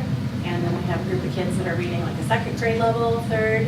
So they're all learning the same comprehension skills, and they're learning strategies, but they're doing it at their own level. So it's not like it's a second grade book and a third grade book. And then how about, and I should know, because I've said it many times, my kids have been almost always in combo classes, and I don't spend, I don't get to spend time when they're actually doing this stuff. When you're teaching, the old reading, writing, and arithmetic, with all the apostrophes, how do you do that? Okay, some kids don't understand where you put the comma. Are you standing up at the chalkboard for all of them, or are you separating out and working with them in smaller groups on things? So how's that? Both. Yeah. So with the Daily 5 program, it doesn't, and people don't have to use the Daily 5 program, they would just call it a mini lesson. Teaching a short lesson on a specific skill that you notice that students need to know. But then, so that would be, we use our wonderful projectors that we have in the classrooms, and so it would be a whole class lesson. And then meeting with small groups as needed. So some kids are going to learn it right away, and some kids need more instruction, and so that would be pulling individuals in small groups to work on their level and what they need. And then if there are students who are advanced and already know all of the things for their grade level, then they can be, we can give them some enrichment activities. Like I have a girl in my class who's a really good writer of a solid paragraph, and she's very smart and a really good reader. And so my challenge to her was, okay, I'm going to show you how to use quotation marks and dialogue, where that's not something that typically a second or third grader would do. So I would pull her and work with her on that. So, yes, that's your dad. Aww. How nice. Just for example. That's because you got the card that said, quote, Happy Mother's Day. That was good. But the benefit is that you can work with kids who need extra help as well as kids who are being challenged. So it's like a mixture of whole class, small group, and one-on-one. I think you just took us through a class. That was really cool. Question. Sure. I'm hearing clearly that it's a combination class is more work for the instructor, and that's intuitive to me because you've got your different segments of students and stuff, and clearly the support it sounds really crucial. And I get that the socializing and all those things could be good for students, but I am a little concerned about a challenge for students, right? You hear concerns about advanced students kind of getting bored, not so advanced students getting lost. How real is that, and how much can you mitigate that, if it's real? Are you asking me or Anybody? I'm just looking Can at I you. actually chime in on that one? Yeah, sure. If that's, okay, one of the things I think when we look at this discussion is Not assuming that there's one size fits all model for all students. And I think there absolutely are students that within that realm, you're going to have some students that do not do well in combination classes, and you're going to have others that really do thrive within that. So to answer your question, absolutely, there are students that are performing high above or far below, but those combination classes sometimes don't work best for it. But I think there's a lot of other factors that come into that besides just academic level that are so important to look at. And some of those are the social aspects. Some of those are when we look at their home environment. You're saying these are positives? Well, I think there's some positives and some negatives to combination classes, but it really comes down to what's right for student A might not be right for student B. And I think there's a true need for both combination and non-combination classes in our district. I fear that with what's happening in the academic culture right now in the educational system is that we're trying to put students into a one-size-fits-all model. And that truly concerns me. It troubles me when I look at the direction we're going. Academically speaking, combination classes can be incredibly beneficial to students, or they can be incredibly detrimental. It depends on the student and where they are. And so in your experience, are we able to more or less accommodate where students belong, or do we have a lot of misfits? You know what I'm saying? I think for us, now that the number of students has lessened, it makes it more difficult to put kids in the perfect placement because, let's say, for example, we only have a first and a first-second combo. It's hard with the kids to say, these are the ones that are more independent, and then the other class gets everyone else that doesn't fit. And so it used to be when our school size was larger, you'd have a first and maybe a 1-2, and then it was easier to go, okay, we can do that, and then we'll split, the rest amongst the two. So now that we're smaller, I feel like it's harder when there's combos to have a really, really good fit. I also feel like it'd be impossible without that hourly support, especially looking at the new language arts adoptions, unless the board is going to say, yes, we're adopting, but you can use the materials to the best of your need. But that's not the impression that I've gotten with adoptions. It's like, here's the material for first grade. You need to cover that with the first grade kids. Here's the materials for kindergarten, and they're both very foundational, and they're very different. And I don't know how you would do a K-1. I can't speak to the other grade levels with the Common Core standards, but I don't know how you would do language or arts or mathematics with a K-1 combination and do a good job at it and benefit the kids. I don't see it happening at the very foundational level. My question kind of goes to that because, like some of us, my kids hit when we were close to the peak, and we had a lot of combination classes, and they were good experiences. But I have heard that with the new Common Core curriculum, that it's almost a whole different world. And when it was not too hard to have Common Core or combo classes, when it was working really well, that now it's a whole lot more difficult. And maybe there are situations where it's good, but it's harder than it's ever been. Well, when I first started, I had a combo 1-2, and you could do thematic teaching. You could pick a theme, and you could make it fit your combination. It's different with Common Core now if you are trying to meet the needs, of both grade levels with the Common Core standards. Unless, like I said, unless you say, here's the materials, you have a combination, use it the best you can, and not help, be held completely accountable for covering and going through the pacing chart, with the curriculum. That would be impossible without support. And if I could speak to the K-1, many people said to me, you're crazy, that it's a combination that you're not going to be able to do. And I'm sure it won't be. I did have an exceptional group this year because I only had 4 Ks. And those Ks were very, very bright. Great readers. All 4 of them could read better than some of the students in the first grade. A couple of them read better than most of the first graders. So, it was just a very unusual combination. I'm not hoping that continues, because it was because I could place them into my room, and they thrived. Their parents were thrilled, and they could soar. So it was really, worked out great for them. And they were great, some of them were helping my first graders along. And so that was really neat, but that is very unusual. But they were all benefits of the TK program too. We know them. Right, they already What have. core curriculum did you use, or did you just come up with? Yeah, I really did bring a lot of my own, I teach very much like Laura. I mean, I'm just listening to it, and that's very much our classroom lab. But the Ks were so much further above K. At first I was feeling worried about, I don't have the books, I don't have the materials.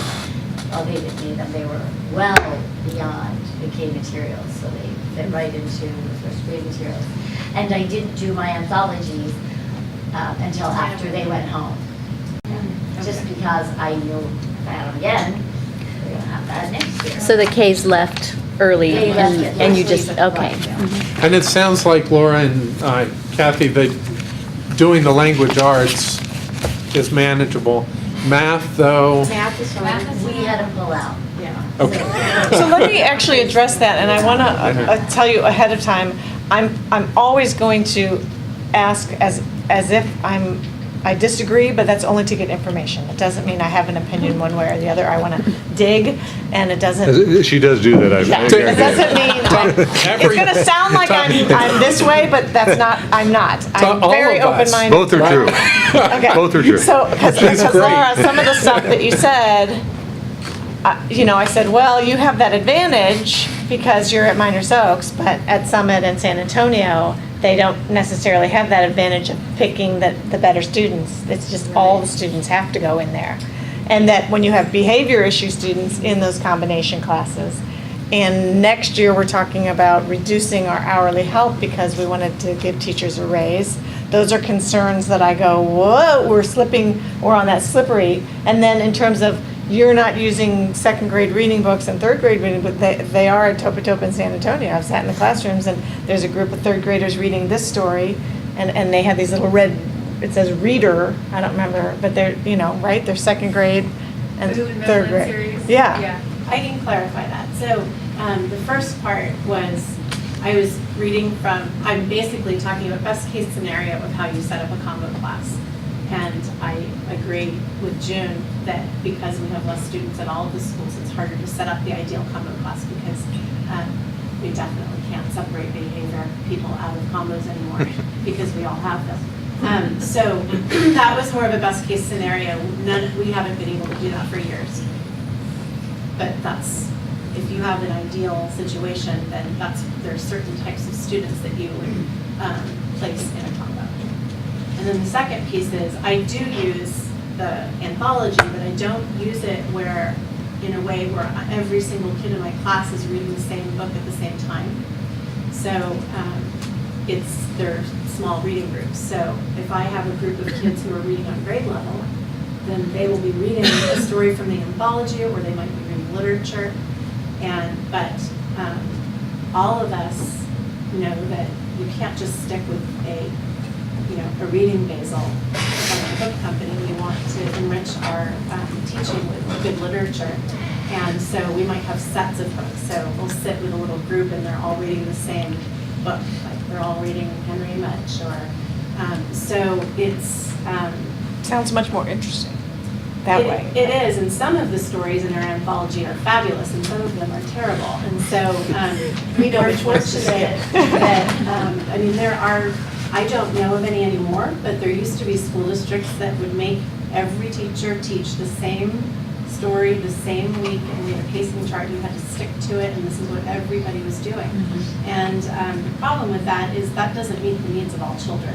It meets the needs of The teacher. the general population, it makes it easier. But if you're really wanting to teach to a child and help them make their own progress at their level, then you have to look at meeting those individual student needs. So it's more small group for reading instruction. So I do use the materials, it's just in a different way. It's not my whole class sitting reading the same exact story. I think another thing to look at is as we're now have national science standards coming out. And again, those are very grade specific.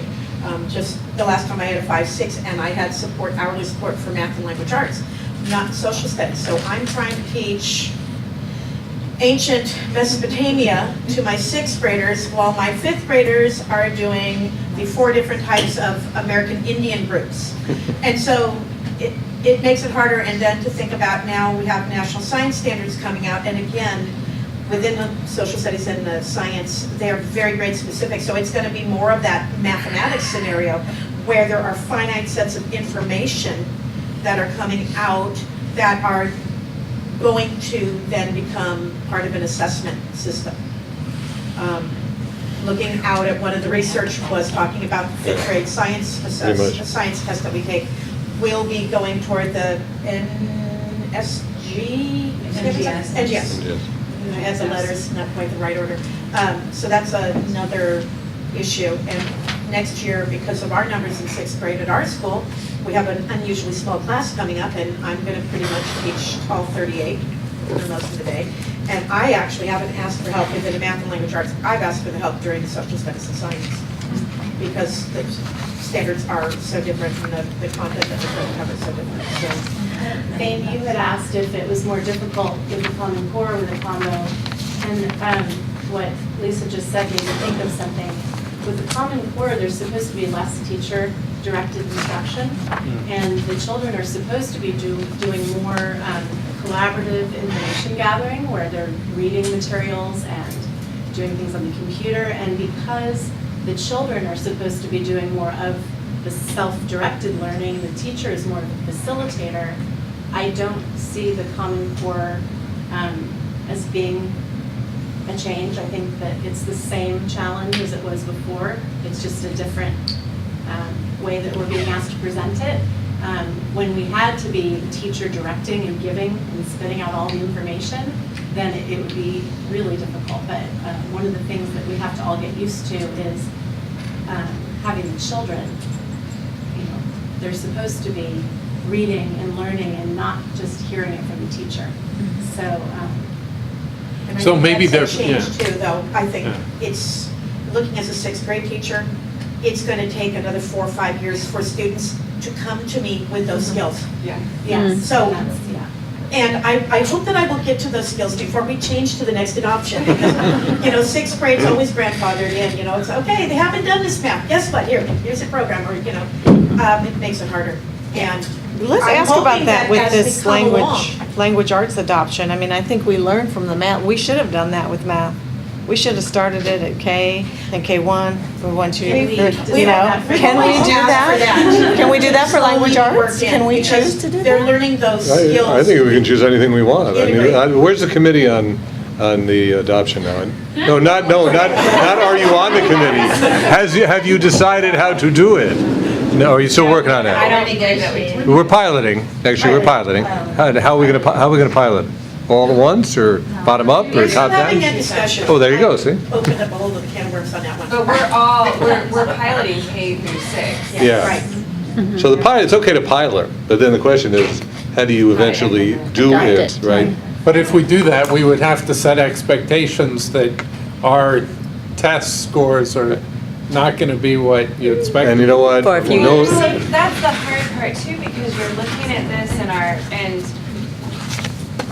correct me if I'm wrong, but we haven't had Common Core Language Arts curriculum, and our old basal readers, I can't think of very many 6th grade stories that I would say were amazing. I probably use about 10 of them out of Okay. the series. And so when we were looking at the material to pilot, it's like, oh, finally something that can meet more of these needs and a lot more nonfiction text that's already embedded, so we're not trying to pull from all these other resources. So I could see both sides of rolling it out slowly, but at the same time, the need is so great that it would be hard to wait 6 years Yeah, for right. us to get And I it. think You'd what be Laura using said the old one too, 5 years. Language Right. arts is very different. Language arts, a combo class can work because, you're teaching reading, you're teaching writing, and that's a progressive one. Math, per grade level, is a finite set of skills that you have to master these skills before you go on to these skills. So it's a whole nother And the science and social Science and social so studies, much I think, is more. the The language arts is going to change though as we adopt a new curriculum. Right. I mean, that's going to be, it is going to be more essential on that grade level. Whereas right now, many of us all of us are creating the curriculum and Sure. trying to find something that's meeting the needs of all the students. But as we look to adopting a curriculum, we are going to have a fourth grade curriculum. I think about mine. We're going to have a fourth grade curriculum. We are going to have a fifth grade curriculum, and they are going to be different. And I think about that hourly support and it going away it would make combination classes, I think, really become ineffective. Well, that was going to be my next question, because in a couple of years, our financial prediction is pretty grim, as you probably have seen. So, I mean, so much of our budget goes into staffing, and what will happen if, heaven forbid, we can't do, hourly support for a couple years? Then what happens? Well, what do you think we would, how? We'll do what we can do, but it's not going to be the optimal system. I mean, it will not be optimal for our students. But we'll do the best we can. Oh, of course, you always do. You guys always do that. You do more than your best. So Linda, prior to 2011, 12, there was hourly support, but it was not anywhere near What it at the is. magnitude that it's been the last 4 years. Right. Yeah. So the reason we put it in there was recognizing that our financial condition, which it was, I'm going to suggest, worse in 11, 12 than it's likely to be in 18, 19, 20, maybe, hopefully. It was worse then.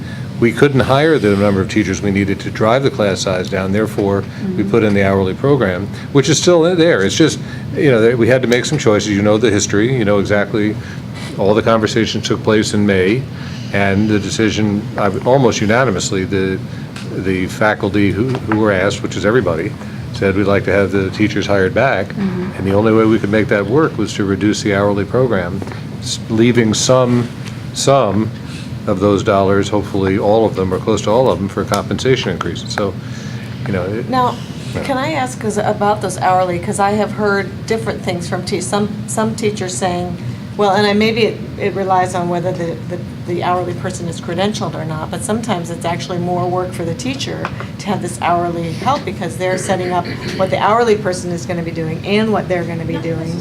I mean, ours are credentialed, and once we get going, they are doing their own lesson plans and they're doing their own work. we started out, just so you know, 4 years ago, just giving the principals the option, still have the option, of credentials or classified, okay? We just gave them a number of dollars. And basically, the credentialed person costs about twice per hour what the classified person cost. And we started out with a reasonably equal distribution between certificated and classified in the first year or two, and it absolutely has morphed much more to certificated, for all the reasons that you're hearing, because they can take those 10, 12, 15, 20, however many students are, to a separate location and teach.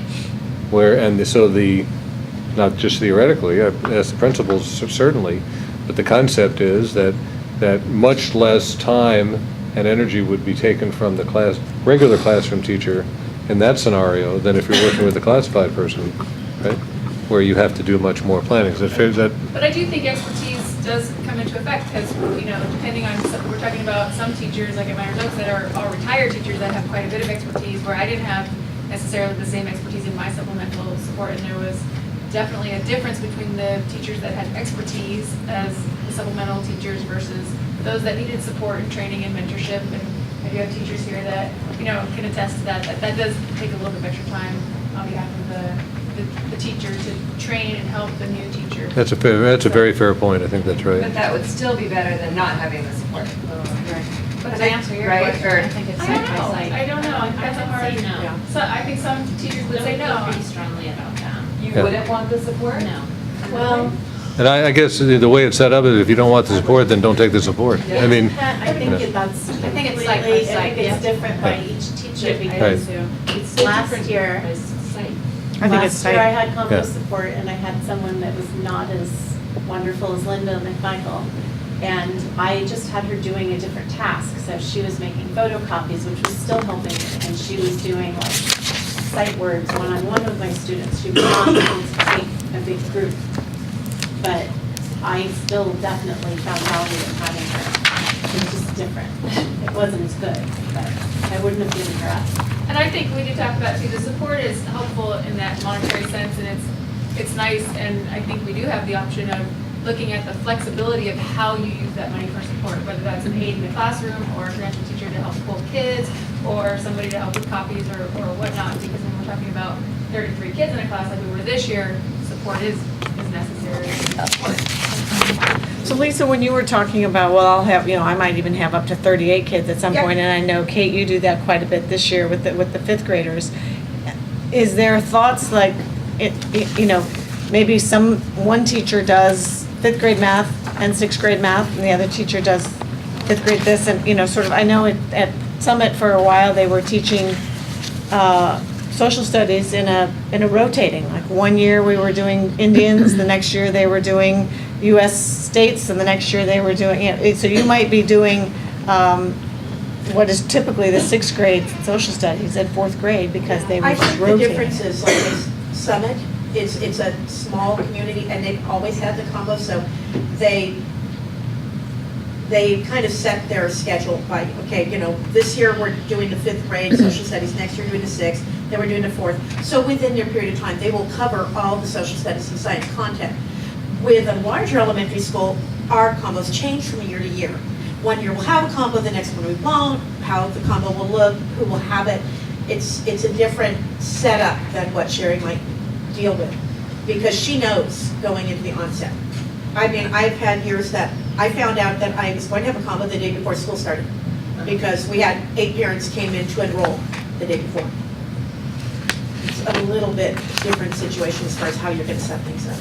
With the primary grades though, like for science, a lot of the curriculum is very similar. It's like, it builds upon it, and so I think with primary grades, it's not as difficult, because you can teach, like my second and third graders, we were doing life cycle of a plant, and I made sure that the third graders were getting the additional, extensions, because they both have it in their curriculum, but it's more, like you get more meat to it as you get older. And I think I think it's fourth grade when it starts to change. Right. Some of it is similar, but. And then fifth grade, they have 6 units for some bizarre reason. Everybody else has 3 contents, fifth has 6. But for some of the grades, you are able to put, the grades together. When I had 4 or 5, I did classification, and the fourth grade was looking at classification of plants, and then fifth grade was doing classification of animals. And so then you can teach classification, you teach the topic, and then you break out its specifics. Hey, Hank, on the subject of the hourly support, it's definitely disappointing to learn that they may not actually be welcome. How is that determined? I see periodically on our consent calendar that we approve a person to be a classified hourly support or something.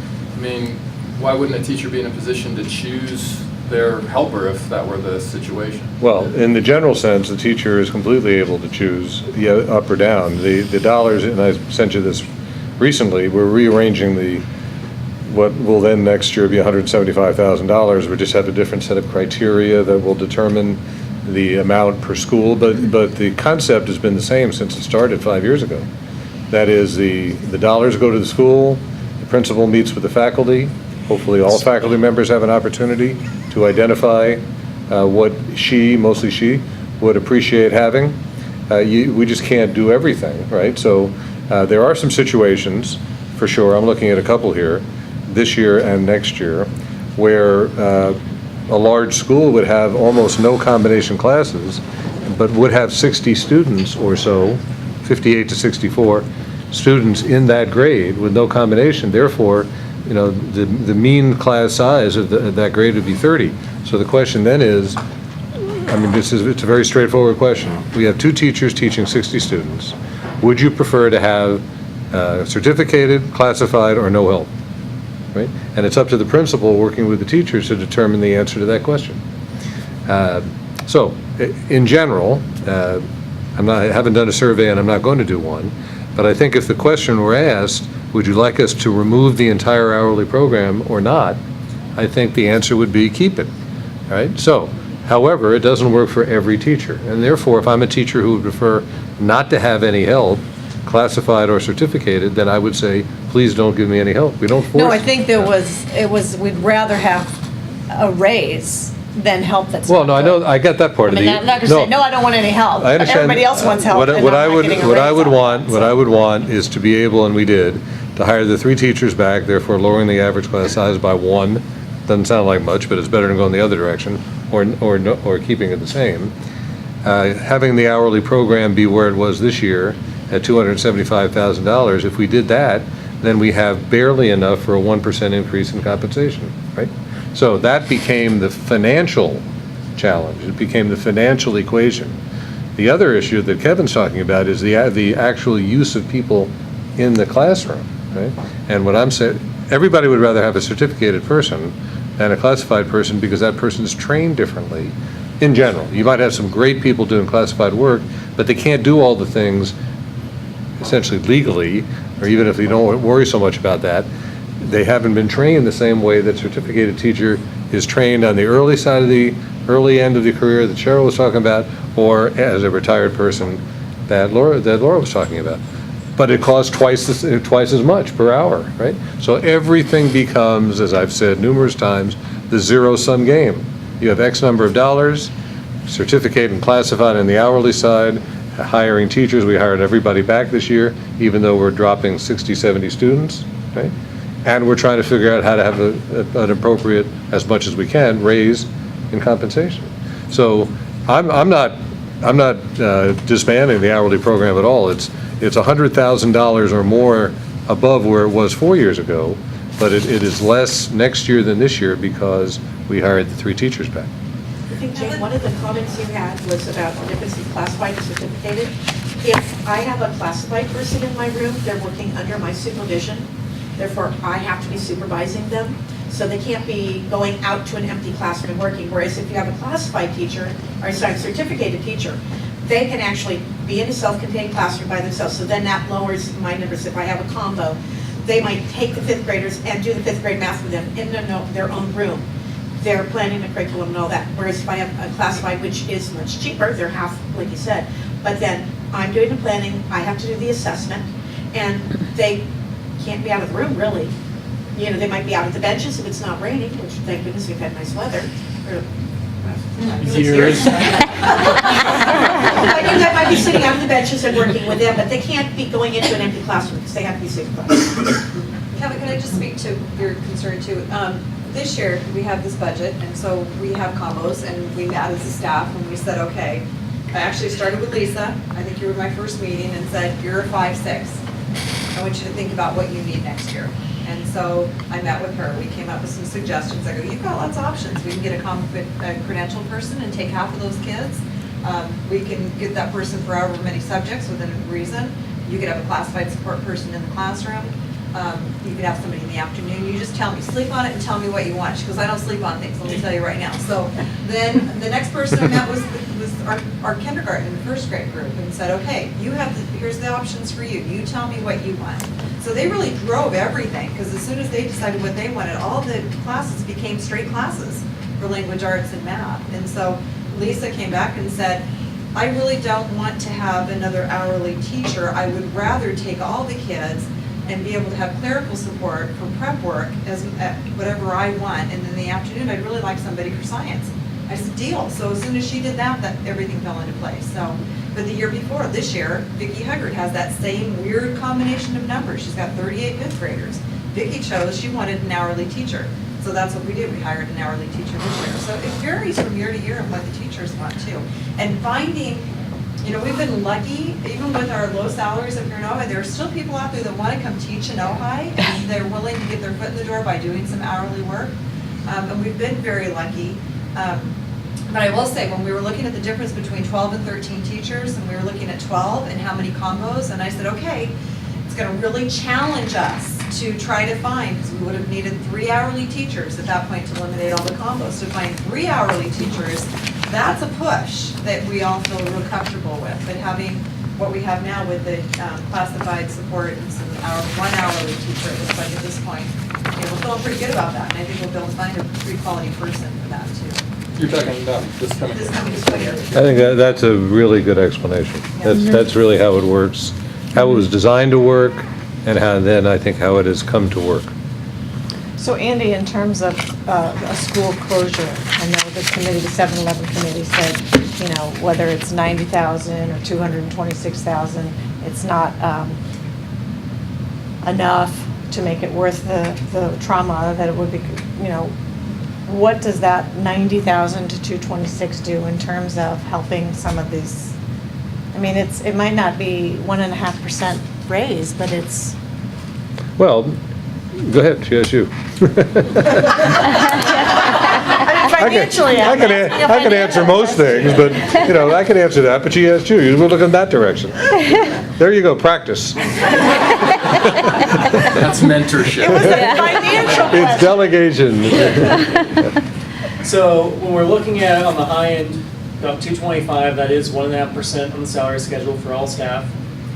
For certificate staff, it's 2.5%. But as far as what it could do for combination classes or for this hourly support, it'd be just over 3 full-time equivalents for full-time teachers. So the 3 teachers we hired back, their total cost was about $200,000. So likewise, if we saw a savings in the magnitude of around $200,000, it'd be an additional 3 teachers that can help with offsetting combination classes. We looked at the increase that we've talked about over the past 4 years for the hourly program. That increase was $175,000, as Hank said. It went from a $100,000 program 4 years ago up to $275,000 in 15-16.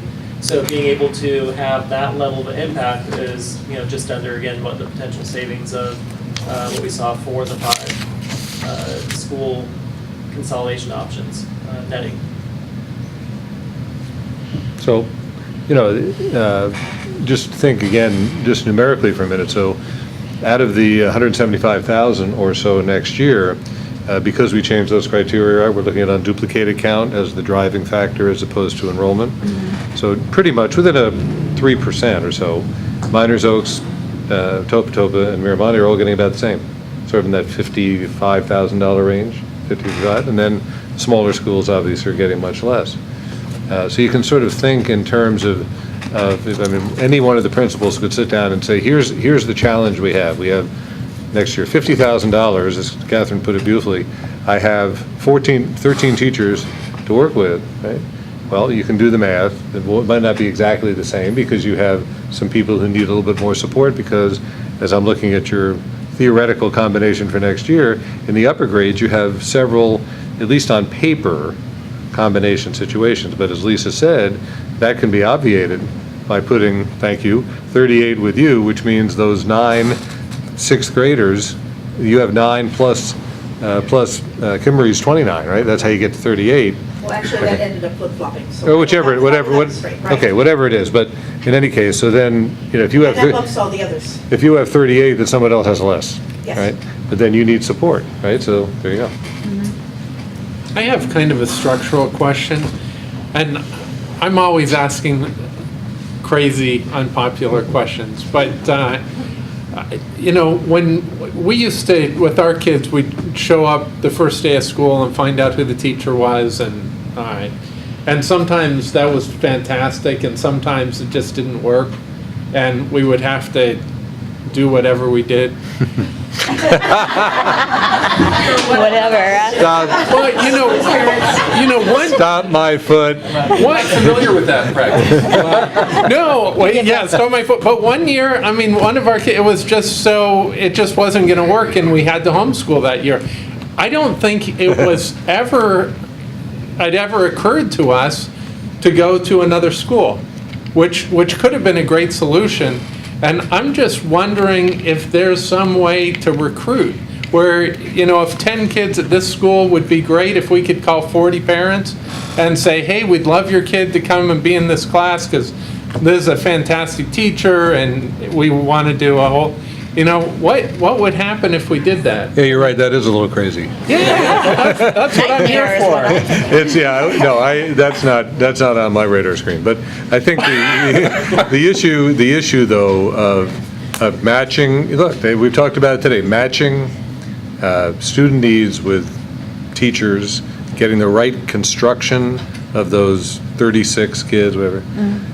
I think it's been a fabulous conversation. I've learned a lot. I hope. I just think we're a small enough district to treat Well, we it have- holistically we have so- rather than on a campus basis. Right, and we have, as you know, a third of our elementary kids go to school where they don't live. Right. Okay, so, anyhow, so we have a whole lot of mobility already. And in fact, the challenge we're facing right now, talked to one of the principals today, I'm trying to replicate next year the condition we have this year. I told you, that was really the plan, that, when we keep all 5 schools open next year, whatever the criteria are that are viewed right now to go to this school or this school, we pretty much have open opportunities to a point. Well, I think there's good mobility. What I don't think there ever was for us, and I don't know what it's like today, but I don't think that there's sufficient information for parents to necessarily make the decision that they would want to make. I don't know that, all I can tell you is they make a lot of decisions to go to places other than where they live. Yeah, Yeah, and I do yeah, know, we yeah. definitely have students, and I know that Kent Houston taught with me for years, and sometimes the conversation would be, maybe Miramonte isn't the spot for your child. And that's not to say it's bad, it's just, we might not be the right fit. And we have had students that have moved. And, for the most part, it can be very successful. I think they're aware that they can move. It's a small community. They're all out playing baseball together and football and soccer, and they're Right. talking. I just don't think they know, for example, if you went to this school rather than that school, it wouldn't be a combination class. Oh, I see what you're saying. But you Okay. couldn't guarantee it for the following year just because people transfer out. No, it would be, every year would be a whole new ballgame, just like sports. Every year. So we can send a letter to all of the 6th graders at Miramonte saying, do 8 of you want to come over to Topa this year? Because that's kind of what you're doing. That's what I'm. Well, the problem with that though is there's so much research that the more student mobility there is, the less lower they the do. achievement, they do very poorly. So if a child moves one time in their elementary career, they go down. If they move twice, it goes exponentially. I think we should. But once you get a cohort together, it's easier to move them from. Because that's going to take a little grade But to if grade. you keep moving schools, No, but We don't have to do anyway, it. yeah, I'm just We saying, don't- once we you don't get have a to do- cohort together don't have to do it. with the full class, they would tend to move together probably, but I don't know. That's why, I'll ask the crazy question, and you can tell me I'm crazy, and that's why I'm here to listen. There you go. I just want to mention something too that I don't think we've talked about, and that is that back in the days when we had a lot more kids, Lisa, you'll remember this, we had 3 6th grade teachers. I can summarize And that. there were some benefits of having those 3 6th grade teachers, or those multiple teachers at a grade level for our RTI models. So for our response intervention, we had, we had a high group. A lot of our gate kids were in the more faster paced group. We had more of the middle group of students. Typically, fortunately for us, both of those classes were usually pretty high, and then you had a low We'll do this group before too, you with do a very before small, you do very small collaboration. group No, of students, collaboration maybe first. 8, 10 kids for language arts or math, where that teacher You could want to really take focus like on that small 15-minute group. breaks? 10 We minute breaks? jokingly, I don't want to say jokingly, that sounds horrible. We know that our RTI model right now is not what we have had in the past. And we do the best we can, but definitely our struggling kids are in larger groups than we want them to be in. Our cut point is somewhere in the middle of what we would call a basic kid, meeting standards. So you still have some of those kids working with the smallest group that needs most attention, and then some are being pushed up. And there's those kids right in the middle that just kind of move back and forth between the 2 groups because they're flexible grouping throughout the year. But that was definitely a benefit of having more teachers at a grade level. And having, if you have students who don't get along, that you can You put have them a little bit more kids. built in Yeah. as far as setting up classes, yeah. It definitely was nice having 3 teachers at a grade level. When I first came to Miramonte, my first probably 10, 12 years, we had, for the most part, 3 in the upper grades, averaging 30, 32 in a room. So we're moving on to collaboration. Good segue. So, Good segue. yeah, Amy, good segue. you haven't said your normal amount. I mean, we want to That's a be, compliment. we want to be respectful of you guys. compliment. I saw you wanted to earlier though, so. I always do, but that's okay. Collaboration, I think, can be wonderful, and I think It just depends, again, on who, just like who the support is. It depends on who you work with. And when I was a second grade teacher, we were second grade teachers with 3 other second grades at our site, I don't think we worked with them at all. And I could give you the names and you would know why, but that's not the point. They're not here anymore. They're not. I mean, that was a harsh comment, and I didn't mean it to be soft. But I didn't.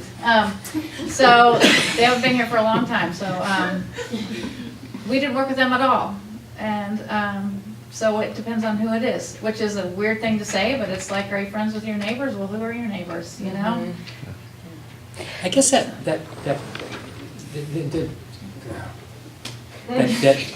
raises a question that as we've talked about collaboration, that I've been having a little bit of trouble with. Is it an institutional value to do collaborative approaches to teaching, or is this something that you do when it's convenient and the people are amenable to it? Right? Because I would go with B. if it's an institutional value, you make it work, right? Because it benefits the students, Yeah. as opposed to is or is not convenient for the instructors. Well, I don't know if I would have said it was convenient. Yeah, I'm trying to be politically correct. No, I understand kind Yeah. of where you're saying, because some people are hard to cooperate with. Yes, and I don't know that I believed in their philosophies or their teaching styles, so to switch kids with them or to even adopt their ideas was definitely not something that was. And I guess that's where I'm kind of Whereas now, stuck. I speak with Laura, who teaches totally, I'm in her class every day for 20 minutes, probably drive her crazy. I'm in Janice Duncan's, who's my neighbor. Oh, what are you doing? And our big joke is, what is that? Oh my gosh, I was gonna do that exact same thing this afternoon. That was amazing. We do that all the time. She's like- not leaving her students, don't worry. No. Our children have recess at different times. They're supposed to work by themselves, right? They're independent. They have a certificated support So teacher. I think we collaborate all the time, across grade levels. And I Yeah, wanted you to- say the I same would have thing to all say, the time. you know, absolutely. I've worked at campuses there were 3 other teachers on my grade level team. And then at San Antonio, we don't have that as a grade level team, but we collaborate as a unit all the time. All the time. And, you know, that's funny because I'll go into Kate and be like, oh, you're doing that STEM project? I'm gonna help you. And we collaborate with each other all the time. And Yeah. so I don't think that collaboration just As a grade level, yeah. as a grade level is always like a spot on wonderful thing. There can be a lot of competition in collaboration. There can be a lot of parents that want to go one way, and so then it causes a lot of divisiveness within the group of teachers, and so it can be difficult, I think, as well. The beauty of that is having materials to share that we used to be able to have at our grade level meetings regardless of the number of teachers at a specific site. If I could address that too, I was thinking as you were talking about that, for 27 years, I haven't had a partner at my level. But, I mean, just 2 days ago, I was running off something and Robin, the 6th grade teacher, said, oh, could I borrow that? And she, Yeah. I mean, Yeah. and we talk and we give each other ideas and we share. And quite frankly, I have been connecting with several teachers from other schools, both Miramonte and Topa Topa, with this new position. So you make it work. It is about you making that decision. And Robin just said something that was really interesting. When you don't have the others, there isn't a competition. I mean, I've never felt that feeling that, oh, I'm not trying to overshadow you, or I don't want to undershadow you. I mean, I didn't have any competition. I did what I did because I wanted to for my students. I wasn't trying to one-up anybody. I was just trying to do what I thought was right for kids. And, you know, if I'm there long and hard, that's my business. It's not because I'm trying to outdo anyone. I'm just trying to do what is right for me and my kids. I'm going to call from the conversation on January 7th when the 4 principals came and talked with the committee. And there were many reflections, both as a former teacher in a large elementary school, our school, and it was 500-600 or so. In Cheryl's case, principal of a 600 student K through 6 school in Simi Valley. And I want to say the same thing that I said there. That's a really interesting point. When you do have 2 other options or 3 other options in your grade, in your school, it can lead to, if not competition among the teachers, which I suspect can happen, certainly parents, right, making a strong case for being in that teacher's class or not. And it puts pressure on the principal and ultimately could put pressure on the teachers because word gets back to you that you were not the one who was most favored. That having been said, what I said at the committee level, I'm going to say again. In the purely hypothetical, analytical sense, just for a minute now, take Ojai out of the equation.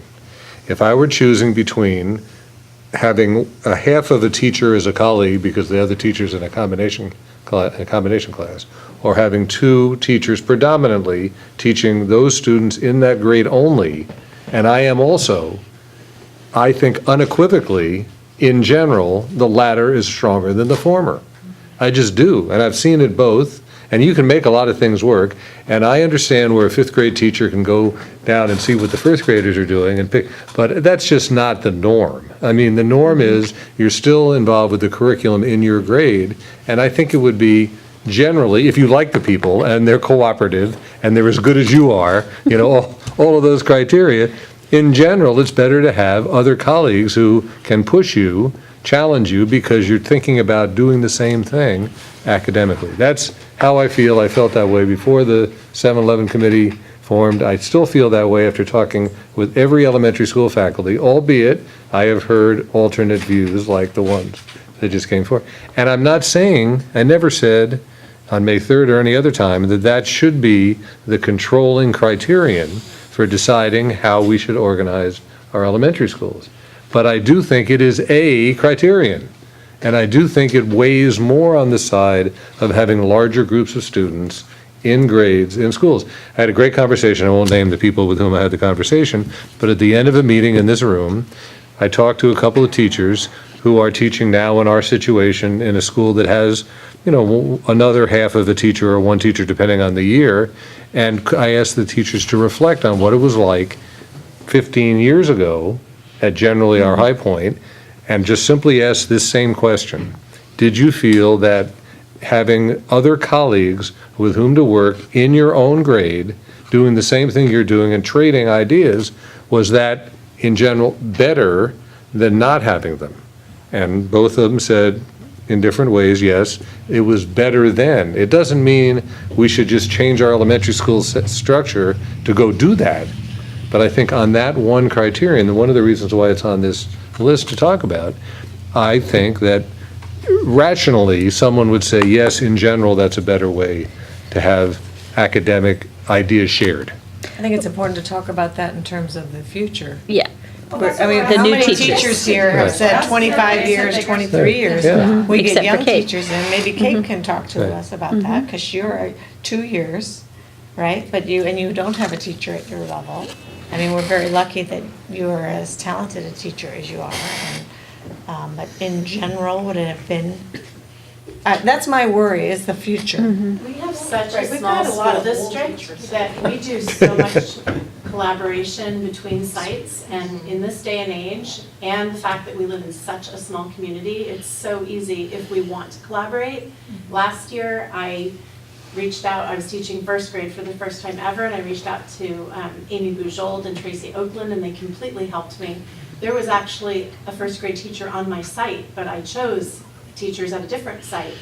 And so I think it's a different situation. We have the phone, we have the internet, and we have such a small town that it's different, and we're able to collaborate without physically being with. You made that point almost verbatim at the Miners Oaks meeting, and Yeah, I'm I glad. think it's a really important point. Collaboration is good, but it doesn't need to be at your site all the time.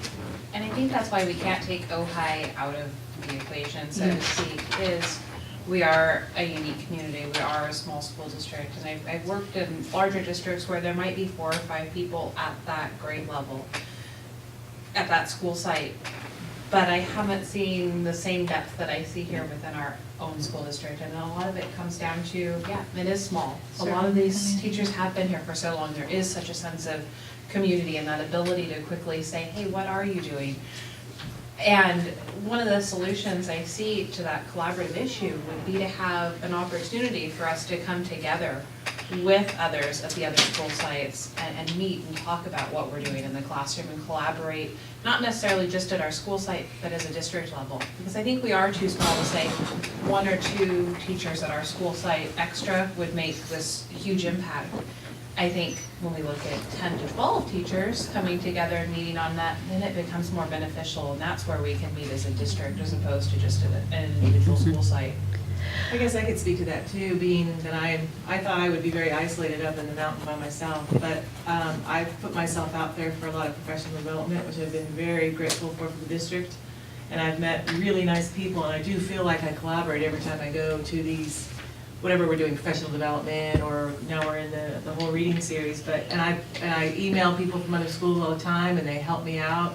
I get my little package in the mail with a CD or something, and I feel like I am part of the whole school, even though I am way up there. I don't feel isolated, and I feel like I have, when I'm putting myself out there, to meet with other people.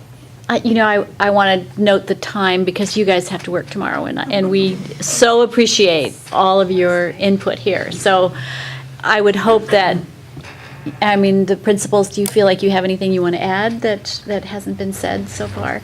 And Amy, yes? I'm not a principal. Okay, well, I didn't know that. No, go ahead. I want to, listen to everything you have to say, but I also want to recognize the time, too. Well, there's something important that I think has not been brought up, and it's something I really wanted to talk about, and that is just the problems that have been caused by and I know the 7-Eleven committee was asked to look into it. They did their job, and I think they did a great job. But I think the detriment to continually saying school closure and it being in the paper has caused more harm on the district, and not on Amy Mendoza and not on Miners Oak School, but on the district. And I think it continually is brought up every few years, and I think it is it's just a lack of confidence that we are putting forth to the clientele that we are trying to serve and trying to draw in. And I think people, I know that every one of you, if you live in town, can't go to Vaughn's, can't go to a work party for my husband in Ventura without people saying, oh, is your school closing? Is this? And it's not, it's in a negative, like, oh my gosh, what a tragic, whether it's tragic or not, I'm not projecting that. I'm sitting there, saying hi. But my point, no, it's brought up again and again, and I think it has done more harm than good. And I know a very, I don't know if this person wants their name brought up, but I was texting someone who is a good friend of mine, a principal to a nearby district, who's getting calls saying, we're looking into your district and we're trying to enroll in your district, and they have, because we're not sure about the Ojai School District, and we all need to be aware of that. And I really would ask this board to come out with a statement, and a strong statement in the paper once you are ready to make that doesn't say, well, ... For now, maybe we're not closing, but we'll see about next year. And I just think that is causing people, you're not going to invest your most important asset that you have in the whole world in something that you're not sure about. I don't know if it'll be open next year, and I don't know what's happening to this school, and I'm going to try this school, and I do think that's probably why Topa is getting more students. I know they have some students specifically from our school. If you ask Katie, who's a wonderful office manager and doing her job wonderfully, that she said, oh yeah, we have schools, we have families that have enrolled because they're not sure about Miners Oaks.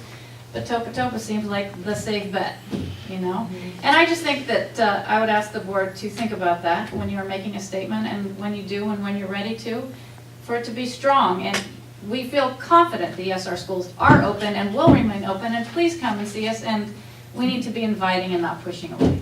So, okay. Thank you.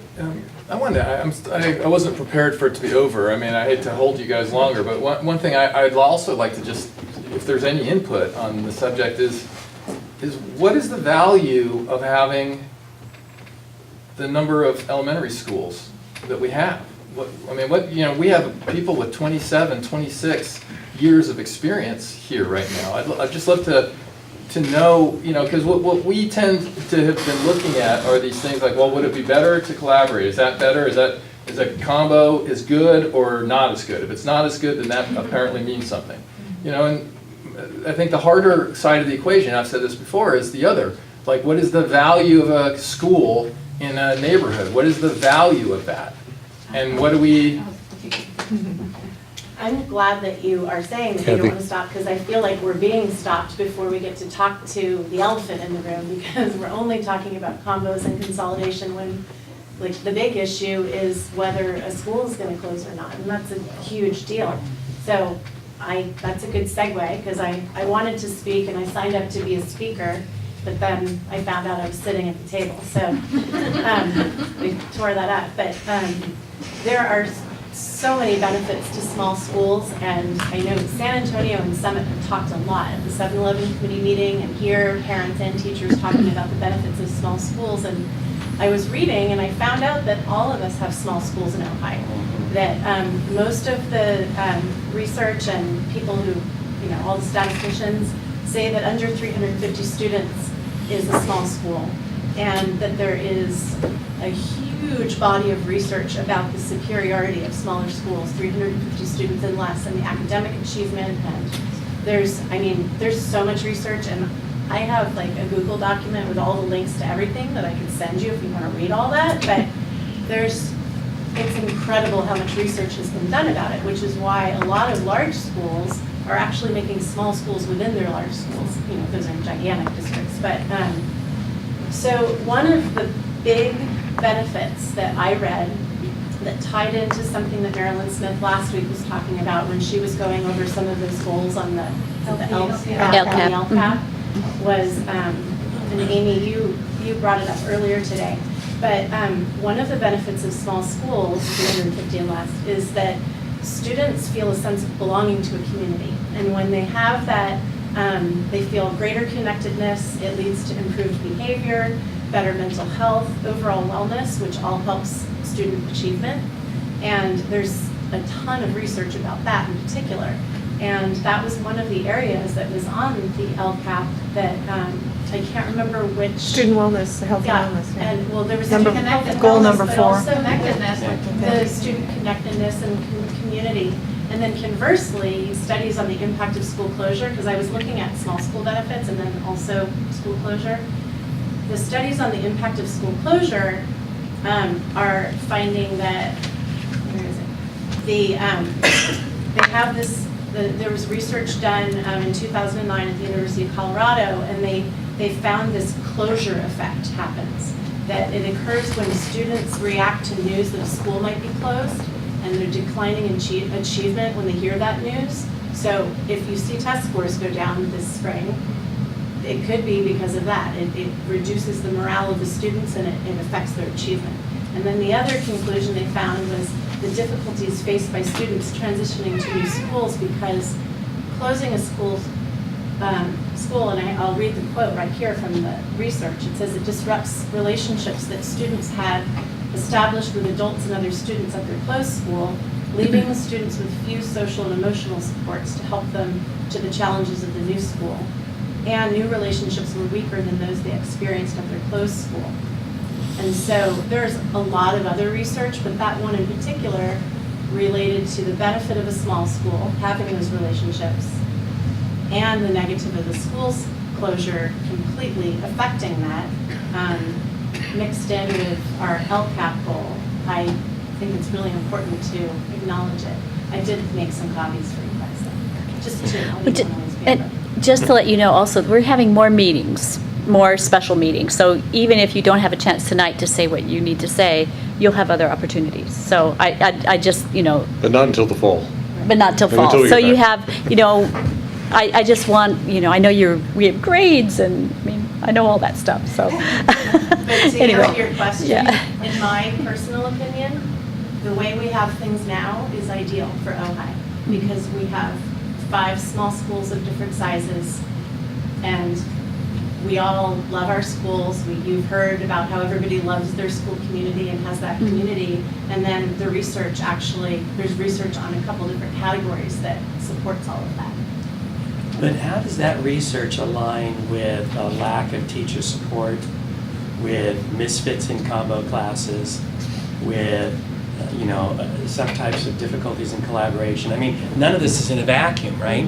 And so yes, 5 schools is great, they're small schools, but the price for that is no clerical support, no teachers' aides, all those other kinds of things. Now, doesn't that have an accompanying detrimental effect that kind of, But didn't we learn that the cost of closing a school was not that significant of an amount? I mean, when that cost analysis Sure, was all but if done. you have 5 schools open, and we can't, as of now, we can't afford the assistance to teachers in the amount that we would like to have, right? And the consolidation theoretically reduced the need for that because Oh, I don't of see that. more reasonable sized classes. That's kind of what we've heard. I don't see that. We would need the same exact support. I don't think, even if yeah, we Mike, I had a think, big school. yeah, I don't think as we look through the analysis, whether we take the 1,300 or 1,220 students, however you divide them out, the only place where there's any appreciable difference in class size, if the school were to be closed, the only place is Summit, right? Because they have about 40 for 2 teachers. So we don't have 20 to 1 anyplace else. But every place else, within a degree of pretty reasonable small difference. I think the staffing would be quite similar, except, as the 7-Eleven committee identified it, in the school office environment. Okay, principal and or some clerical time.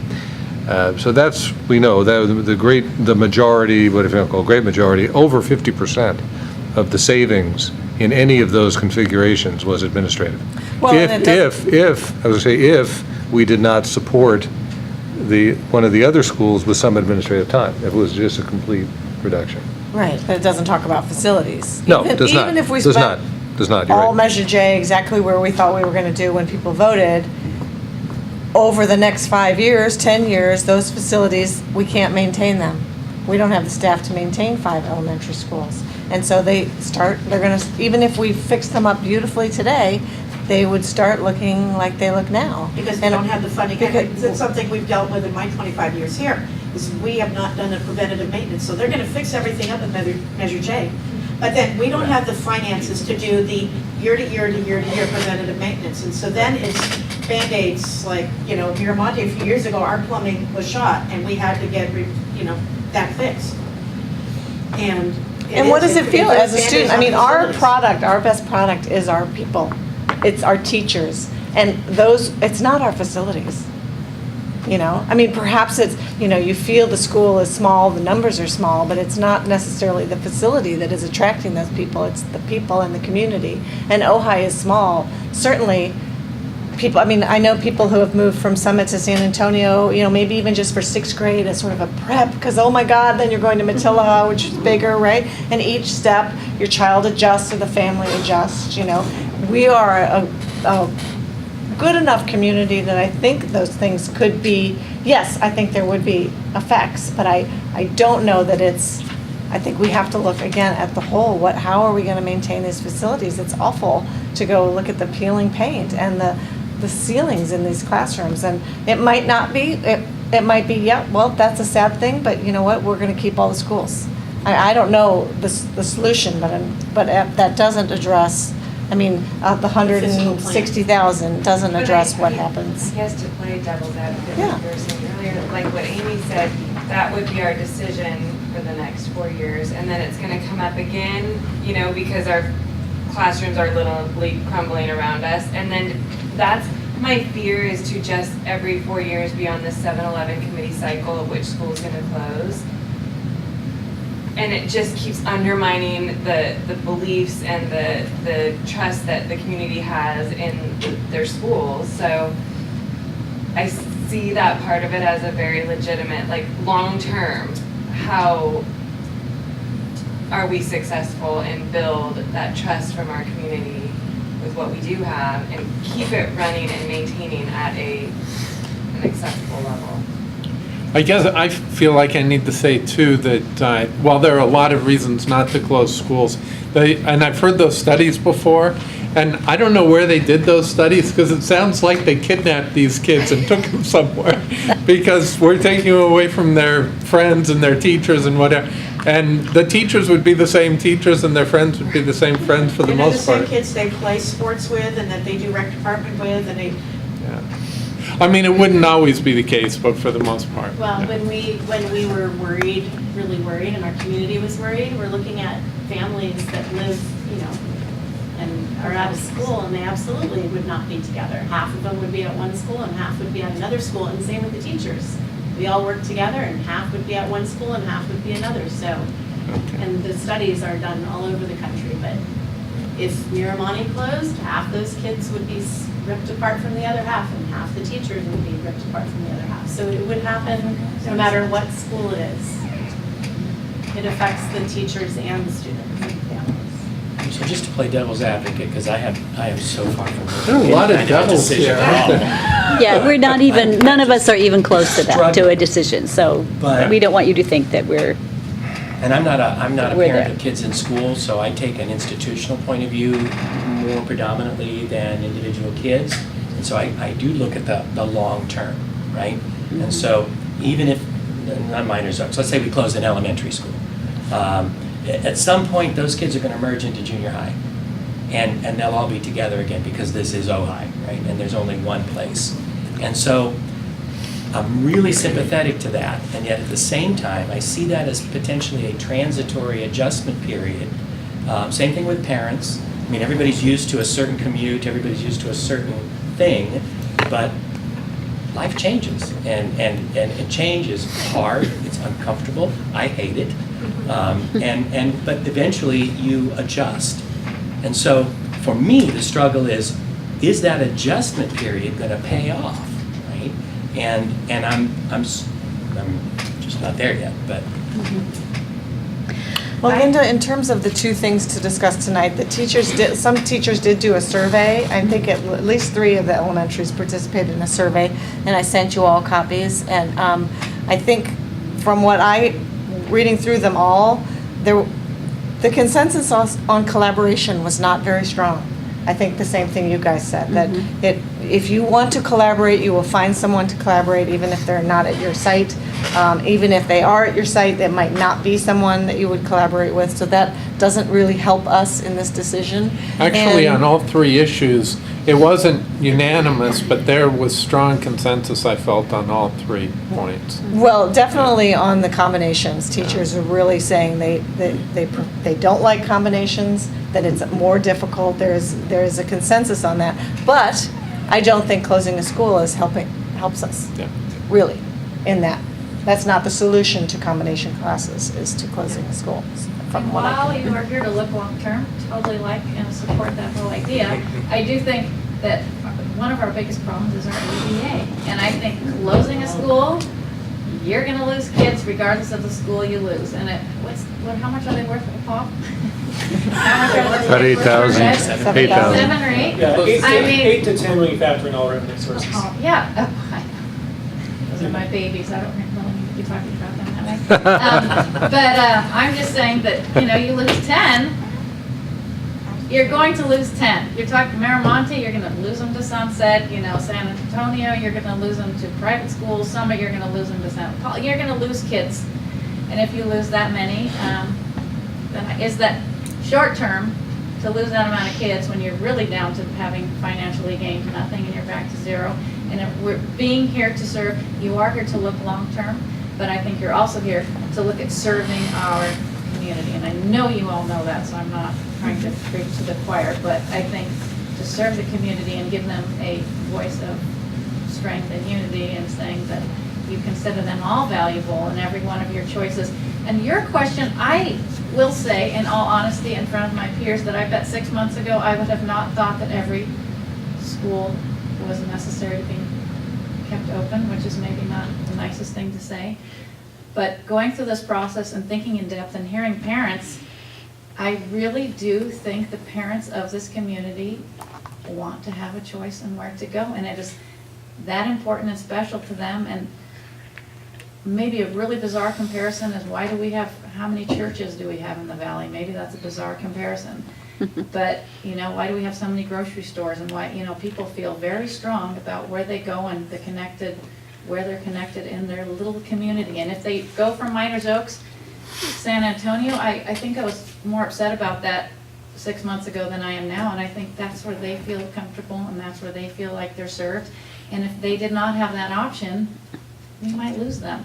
So I'm very happy and proud that we give them that option.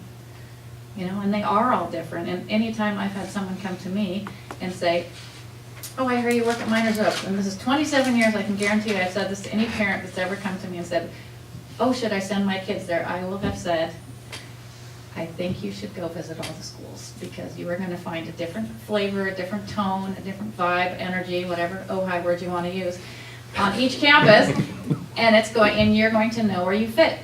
And I do think that's true. And some people are willing to the community school. You know, I live here, this is where I want to go, and I support that 100% too. And some people that want to shop, they're able to shop. So I do think offering that is actually drawing more people than if we close that option. Okay. Can I say something? I think that was a wonderful speech, and I totally agree with that. And when there was talk about a school closing, just me hearing all of their ideas and thoughts just opened up so much for me to see their point of view. But one thing it all comes down to is money. And I know we talked briefly at a meeting that I may have been on our school campus with Dr. Banks about this, but I think all the parents would be happy to stay where they are. That's where they are. They want to be there. And I think, why can't we drive home as a community, as an educational community? I don't understand. That's why we don't drive home the importance of being in school. Every time you take your 4 kids camping and you're out of our school for 4 days, ka-ching, ka-ching, ka-ching. I mean, we had 3 students go away somewhere for 3 days. If it really is supposed to, I mean, that's money. Why aren't we just driving home to this community? We give you vacation. Take vacation when you get vacation. If you really care about education, be in school. I cared about education for my children. They didn't miss much school. I cared about education. They were in school. Well, we also offer the independent study option Right, but it has to be 4 or more days. 5 days. 5 days, now. yeah. It used to be 1 day, 2 days. Yeah. Now it's gotta be 5, so we have to, I said that to some parents in my class the other day. Their jaws dropped. They had no idea when their child, I said, if your child's sick, we don't want them here. I don't want them to get us sick. But when you take them to Disneyland and you take them camping, I mean, camping, I hear constantly. Oh, they were tired. We didn't come in because they were tired. I thought, are you kidding me? We're all tired. Can we ask for a donation? That vacation just got really expensive. Well, Kathy, I think those are really good They points. send a bill Yeah. when their child is out. Yeah. I've been asked by parents who are new to the district, they say, well, how much do I owe since my child was not here yesterday? Like, Oh, yeah. how much do you want to give me? But, it sounds like some districts do charge. Yes, they do. Wow. We need to find those districts and get some information on that. Yeah. Just one thing, Amy, I agree with Kathy's description of your speech. It was excellent. And the only thing I would say is, and this actually supports really what you were saying, that once those students leave, and they will, and I've said that. I said that to the 7-Eleven committee, I've said to anybody, students will leave. If you close a school, there's some contingent that will not go to another one of our schools, no question. And you did the math well, right? If 10 leave, that's 80,000. That pretty much is the same as what we're talking about, at least a good portion of the closing. But once they leave, they don't come back. They're not going to come back, okay? And they won't come back probably for junior high if they go to an elementary school that sends those kids in Ventura, for example, which is the flip of really what happens, because we're fortunate that we do have more coming than leaving. That's 80,000 a year. It is a long-term issue. It's not just short-term, right? So that absolutely has been part of the equation for the 7-Eleven committee and will continue to be at this table, right? So the savings that, the chart that Andy put together, because the committee asked him to, we put some significant footnotes in it, but when those students leave, there will be a net loss, and it will be an annual net loss, and therefore a cumulative loss, right? Okay. Well, seeing the hour, I would like to dismiss all of you and thank you very, very much for your Great job. participation. You've been excellent. And remember, yes, we have email. You can email us. Feel free. And you can call us. I'm very glad to talk to anybody who wants to call me and talk to me about something, and we can have tea. even. So please, keep communication open between the board and yourselves so that, you feel confident that you're really being heard and that we really are, considering everything and that we haven't made up our minds, so. And thank you, everyone. And there's always the grocery store.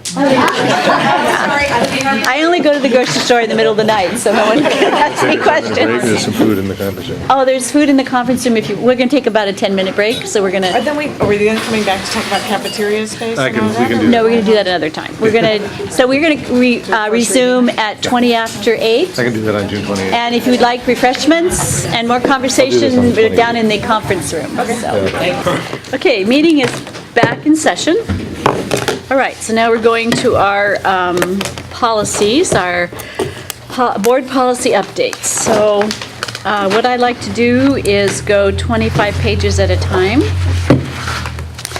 and then ask if there's any comments on, so we're going to start on page 1. 1. Yes, we are. Yes. Through 25 of March? Well, there's a policy guide sheet. Oh, that doesn't count? So Oh, I don't think darn. that counts. So Okay. we're going All to right, go, okay. we're going to actually start on, I think we'll start on page 6. Okay. So how about if we go 6 to 30? Good, like it. That pretty much takes us to the uniform complaint Now I have a little process. mark here and I can't figure out why. Okay. Reading it, I'm like, So, anybody have any comments on, between page 6 and page 30? Actually, yeah, page 30. My first comment is on page 101. Okay, 101, okay. Really? Look how far you've come. I know, Good. yeah. You, Who would've thought? Mike and Jane and Kevin, you don't know how far he's come. Mm-hmm. First meeting as a board I member. think every page. I got a 5-page email Yeah, I'm gonna make up, on board policy. I'll make up for it tonight. But I'll let you off easy. Oh, 85. 85. Do I hear 85? I hear So 85. nobody has anybody below 85? Anybody have anything below 85? Okay, Ooh, let's go Jane, straight to good 85. job. All right. Good So move. at the top, there's that new section, the superintendent or designate shall develop strategies to supplement physical education instruction with additional opportunities for students to be physically active. And at the bottom, it says the district shall provide physical education teachers with continuing professional development. I'm just not sure in terms of the elementary level Oh, we and had, the right. new freshman class. I mean, if they're taking dance, they've got a teacher who is trained for that. But if they're just, has the PE program been, is this some of it seems new, it seems a little more focused on. Just says okay, it doesn't say new. Okay. Well, I was going to, if you look at the top of page 84,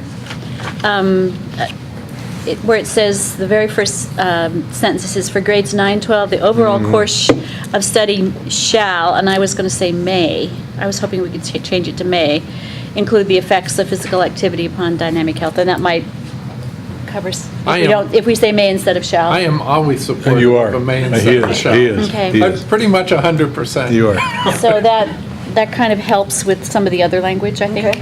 Okay. And then I actually had one before that, page 78. The whole line through The it? whole thing, yeah, I just felt, my question was, why are we deleting that whole page? Because it just seems like if we have married, pregnant, parenting students, that's important. And I know it's. Can you remember? The Yeah. rationale for doing that was it states in the precinct page on 77 at the bottom that we're going to the extent feasible, provide services, and then the Those are just. final sentence is saying some of these services may include, and then gives a listing of things that may include. As we started to go down, we realized that we really don't have the option of childcare and development services, so I struck number 1 because I just don't see how we ever do that, so I'd see it beneficial to include it on a list. And then we started going down a list and realizing, again, a number of these things like healthcare services, including prenatal care, is not something districts can provide to a student either. And so I felt it was more potentially either confusing or even maybe misleading to the type of services we'd be likely to provide. Okay. By specifying when it was just meant to, provide options or examples. Okay, great, thank you. All right, so, On the bottom of 86, the fitness gram, is that something we're doing? What is that? I haven't heard about that. oh, the fitness gram, yeah, I had a question about that too. That's the new term for the physical fitness. President, used to be the president's test or Yeah, something? I was asking John about that one as well, and he said that he looked into it, it is what we're doing, it's the new term for Okay. the So physical we're doing it fitness already. It's test not or new. examination. Okay. Right. Okay. And then, if they pass on page 87, it says, at the top, under the box, that students can get a 2-year exemption from PE classes, PE courses, if they pass the fitness gram. Do we ever do that, or are we starting to do that? I have not heard that. This is new. Completely new wording. Yeah, it's new not wording, something we've done so, in the past. okay. I'm not quite sure how we'll implement that, but, we have so many opportunities now for students to Right. not be in physical education, including what's really been a significant enhancement with that freshman program. We'll have to look into that. Yeah. Well, and then that brings in, down below, number 1, permanent exemptions.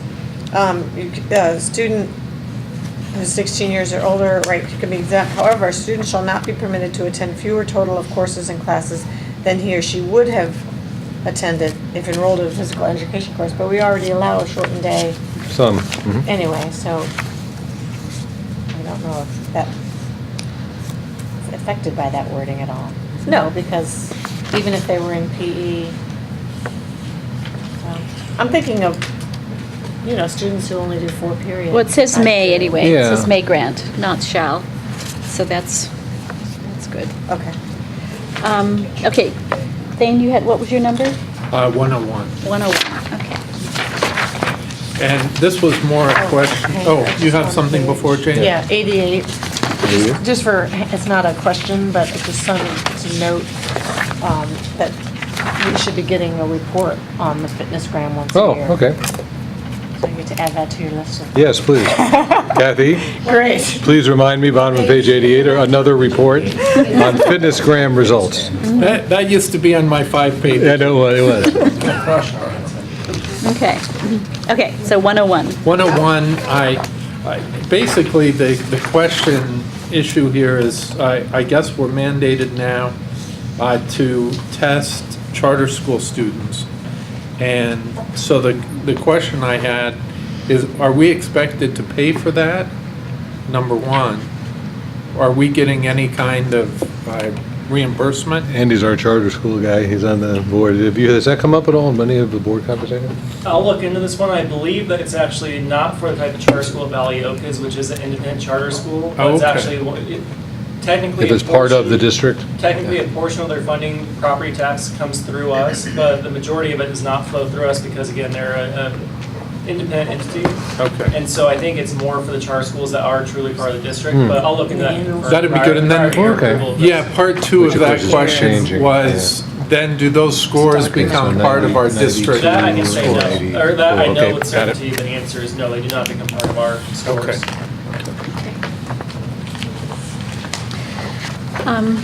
I had something on page 105 that I thought was just strange.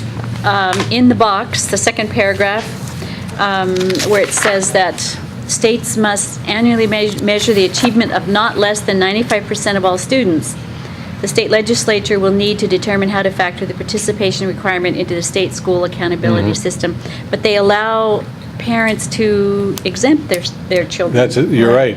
It's just That- weird. I just think it doesn't make any sense. It doesn't make any sense at It's all. a challenge, because if you have a number of parents, whatever it might be, if they push the 5% limit, then everybody else needs to be tested. Yeah.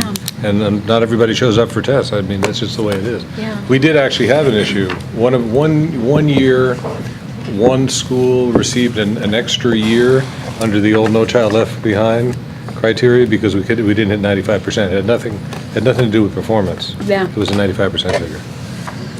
Okay. Well, then in terms of that too, on 103, the students with disabilities having a testing variation, do we do that right now or is that new? We do. We do. We do. Oh, okay. Anybody else have anything? How about anything at all? 121 is my next. Okay. Wait, I don't know if but on 109, there's a typo. How did you find that? Well, Where is it? Where is it? As amended, Where? it needs a D. Yeah, it does need a D. Amends is not a word. Amended. Amended. Needs a D. The first paragraph. Second line, no, second note. Oh, yeah, amended. I'll have to write a note to CSBA. And Okay. then on 110, the board shall annually examine state assessment results by school, by grade level, and student subgroup. I think it says new, but isn't that? Yeah, we do school, well, we do school and subgroups. We haven't done, Grade level. well, actually, no, we have We done do all grades. of that. We have done grades. One minute. But everything's, this whole, the whole Yeah, that's what I'm saying. system It's is like going to new. be It's like, different anyway. what kind of- In the last couple of years of CSTs, we did do that. But we have to develop new systems to showing results because we have an entirely new testing process now. Okay, anybody have anything else? 121. 121? I have something 115, but I'm not sure what it is, so let me just read. Under the new educational counseling program shall include academic counseling in the following areas. I think we're good on that. We do that. One- Where, we know where we have counseling. Oh, I know what I just wanted to talk about that, the counselors Oh. in the academic, because I did have some parents, several years ago, so this might have changed, Mhm. so, but they said that by the time their child was at the end of their junior year is when they were being approached by colleges for sports participation at college, and they were too late on that A through G. Oh, I see what you're So saying. Okay. I'm wondering if we can somehow focus on those counselors, letting them know it's really, or the coaches, and telling them if you've got a freshman or a sophomore. Who that you has that think- kind of, you talk about Division I now? Yeah. Division I? Okay. That's a good point.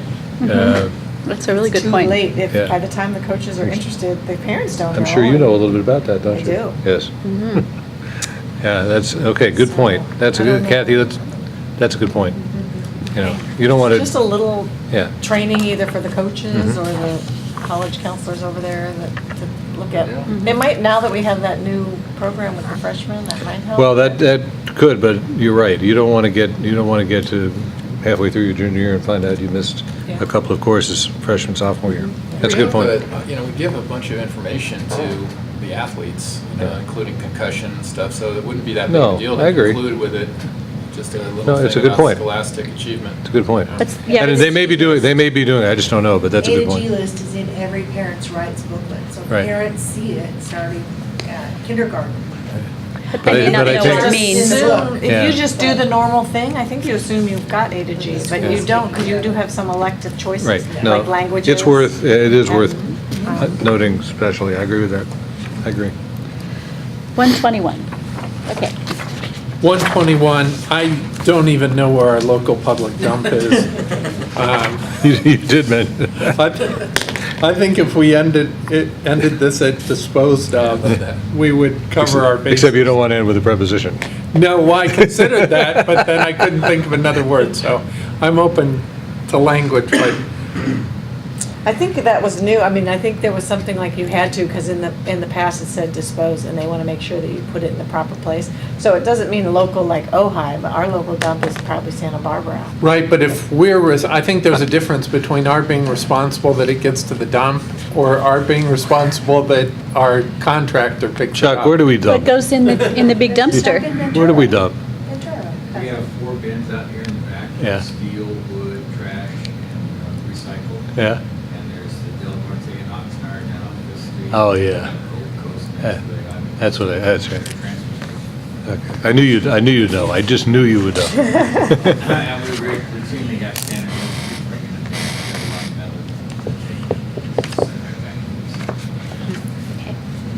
Thank you. Should the sentence end with the word board? Yeah, that's actually better. Mhm. But it doesn't have to go to a charitable organization. Oh, you mean, or disposed? No, you don't want to stop at board. No, it has to be You need the disposed of. You could say the know. property may be disposed of or donated There to a you go. charitable That's better. organization. Yeah. So, I Now like now we that. got Yay. our, now we got Good our, job. now we got our grammar intact. okay. Good. All right, anything else? Well, I'm done with March. You're done with March? Yeah. Okay, let's move on to April. Anybody else? Okay. April, anybody have anything?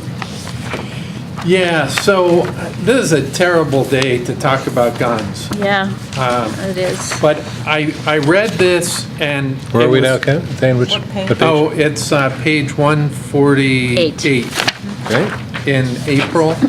And it was incredibly confusing to me, exactly what it said. And so I read the penal codes that were involved. And so there were two penal codes, the 626.9 and 30310, that were passed in the 90s. And then in October, the governor signed new legislation that changed the wording of that penal code. Basically, the idea is that schools are gun-free zones, and within 1,000 feet of a school is a gun-free zone. But there are a bunch of exceptions to that. So, for example, if you live within 1,000 feet of a gun-free zone, you could have a gun in your house, you could have a gun in your car. It wasn't really clear, though, whether you could get it from your house to the car, though. There are a lot of little things like that. So this new Senate Bill 707 that was passed in October, it says that it's basically the same language, but then so any person who possesses a firearm in a place that the person knows or reasonably should know is a school zone as defined in paragraph 1 of subdivision E. It's incredibly complex. Unless it is with the written permission of the school district superintendent, his or her designee or equivalent school authority. After reading through all of this, CSBA says they really think we should pass a policy. I think it's a huge mistake to pass a policy, because if we don't do anything, then state law governs. If we do something, whether we say we're not going to allow any guns, then I'm not sure that the exceptions appropriately apply. So, for example, if somebody is driving past Nordhoff, they have a locked gun in the trunk of their car, they get pulled over for a tail light, they drive into the Nordhoff parking lot, the police officer finds the gun in the car, they could go to prison for 7 years under the statute. Really? On the other hand, if we allow people, then we run a huge liability of allowing anybody to have a gun on campus. So I think we have a huge liability whichever way we go on this. If somebody's picking up their kid and they legally have a locked hunting rifle in their trunk, and we pass a policy that says no guns, then they would be subject to the 707 as I read it. I'm not an expert, but. Well, why don't we, how about? Let's ask our attorney. I was about to say, that's Yeah, exactly I what think I we was need gonna to, we need to Yeah. get clarification. And I have Andy, to confess, I didn't get why to don't you read work on this that one? section. Did you talk to John about that particular We dilemma? did, so I'm not quite seeing actually where, thing you're reading that possibility or the outcome, that by us adopting a policy that somehow impacts state statute or legal options for the legality of, that scenario of someone possessing a firearm in their vehicle and pulling into the parking lot. Well, if we pass a policy under option 1, That doesn't impact state statute. That's just the board's policy, and so someone would be violating board policy regardless of whether or not they're right, but the state violating- statute is subject to the written permission of the school district superintendent. The state law gives the superintendent the ability to modify the state law. it gives the ability to give written permission to an individual, unless the individual who was, that hypothetical scenario of someone with a concealed carry going on campus to pick up their child, or just happened to park in the parking lot momentarily because of a taillight out. In all likelihood, neither of those individuals would have had direct permission from the superintendent. The superintendent cannot provide a blanket permission for anyone to come onto campus with, so. Right, but option one is saying that there would be no permission. That that we say there's absolutely no permission. But when I read. No, option one says that the board's not going to even give Hank the opportunity to grant permission, whereas option two is saying that the superintendent will have the ability to grant permission on a case-by-case basis. To expand the exceptions that the law already allows. Yeah, I would If I read just. this correctly, the exceptions in the law are still protected, even on school grounds. Correct. I would just want to be really clear on that, because I Just to be think clear, it's. sorry, Thane, but Yeah. we're talking about the option one, the superintendent or designee shall not grant permission? Right. Right, so I like Andy read that to mean the only circumstances under which we're expanding the prohibition would be on a case-by-case specific basis, which wouldn't, clearly he wouldn't have given permission for a guy to have a gun in his, glove compartment in case he got pulled over. I mean, that scenario wouldn't, would just be a scenario that falls under the law.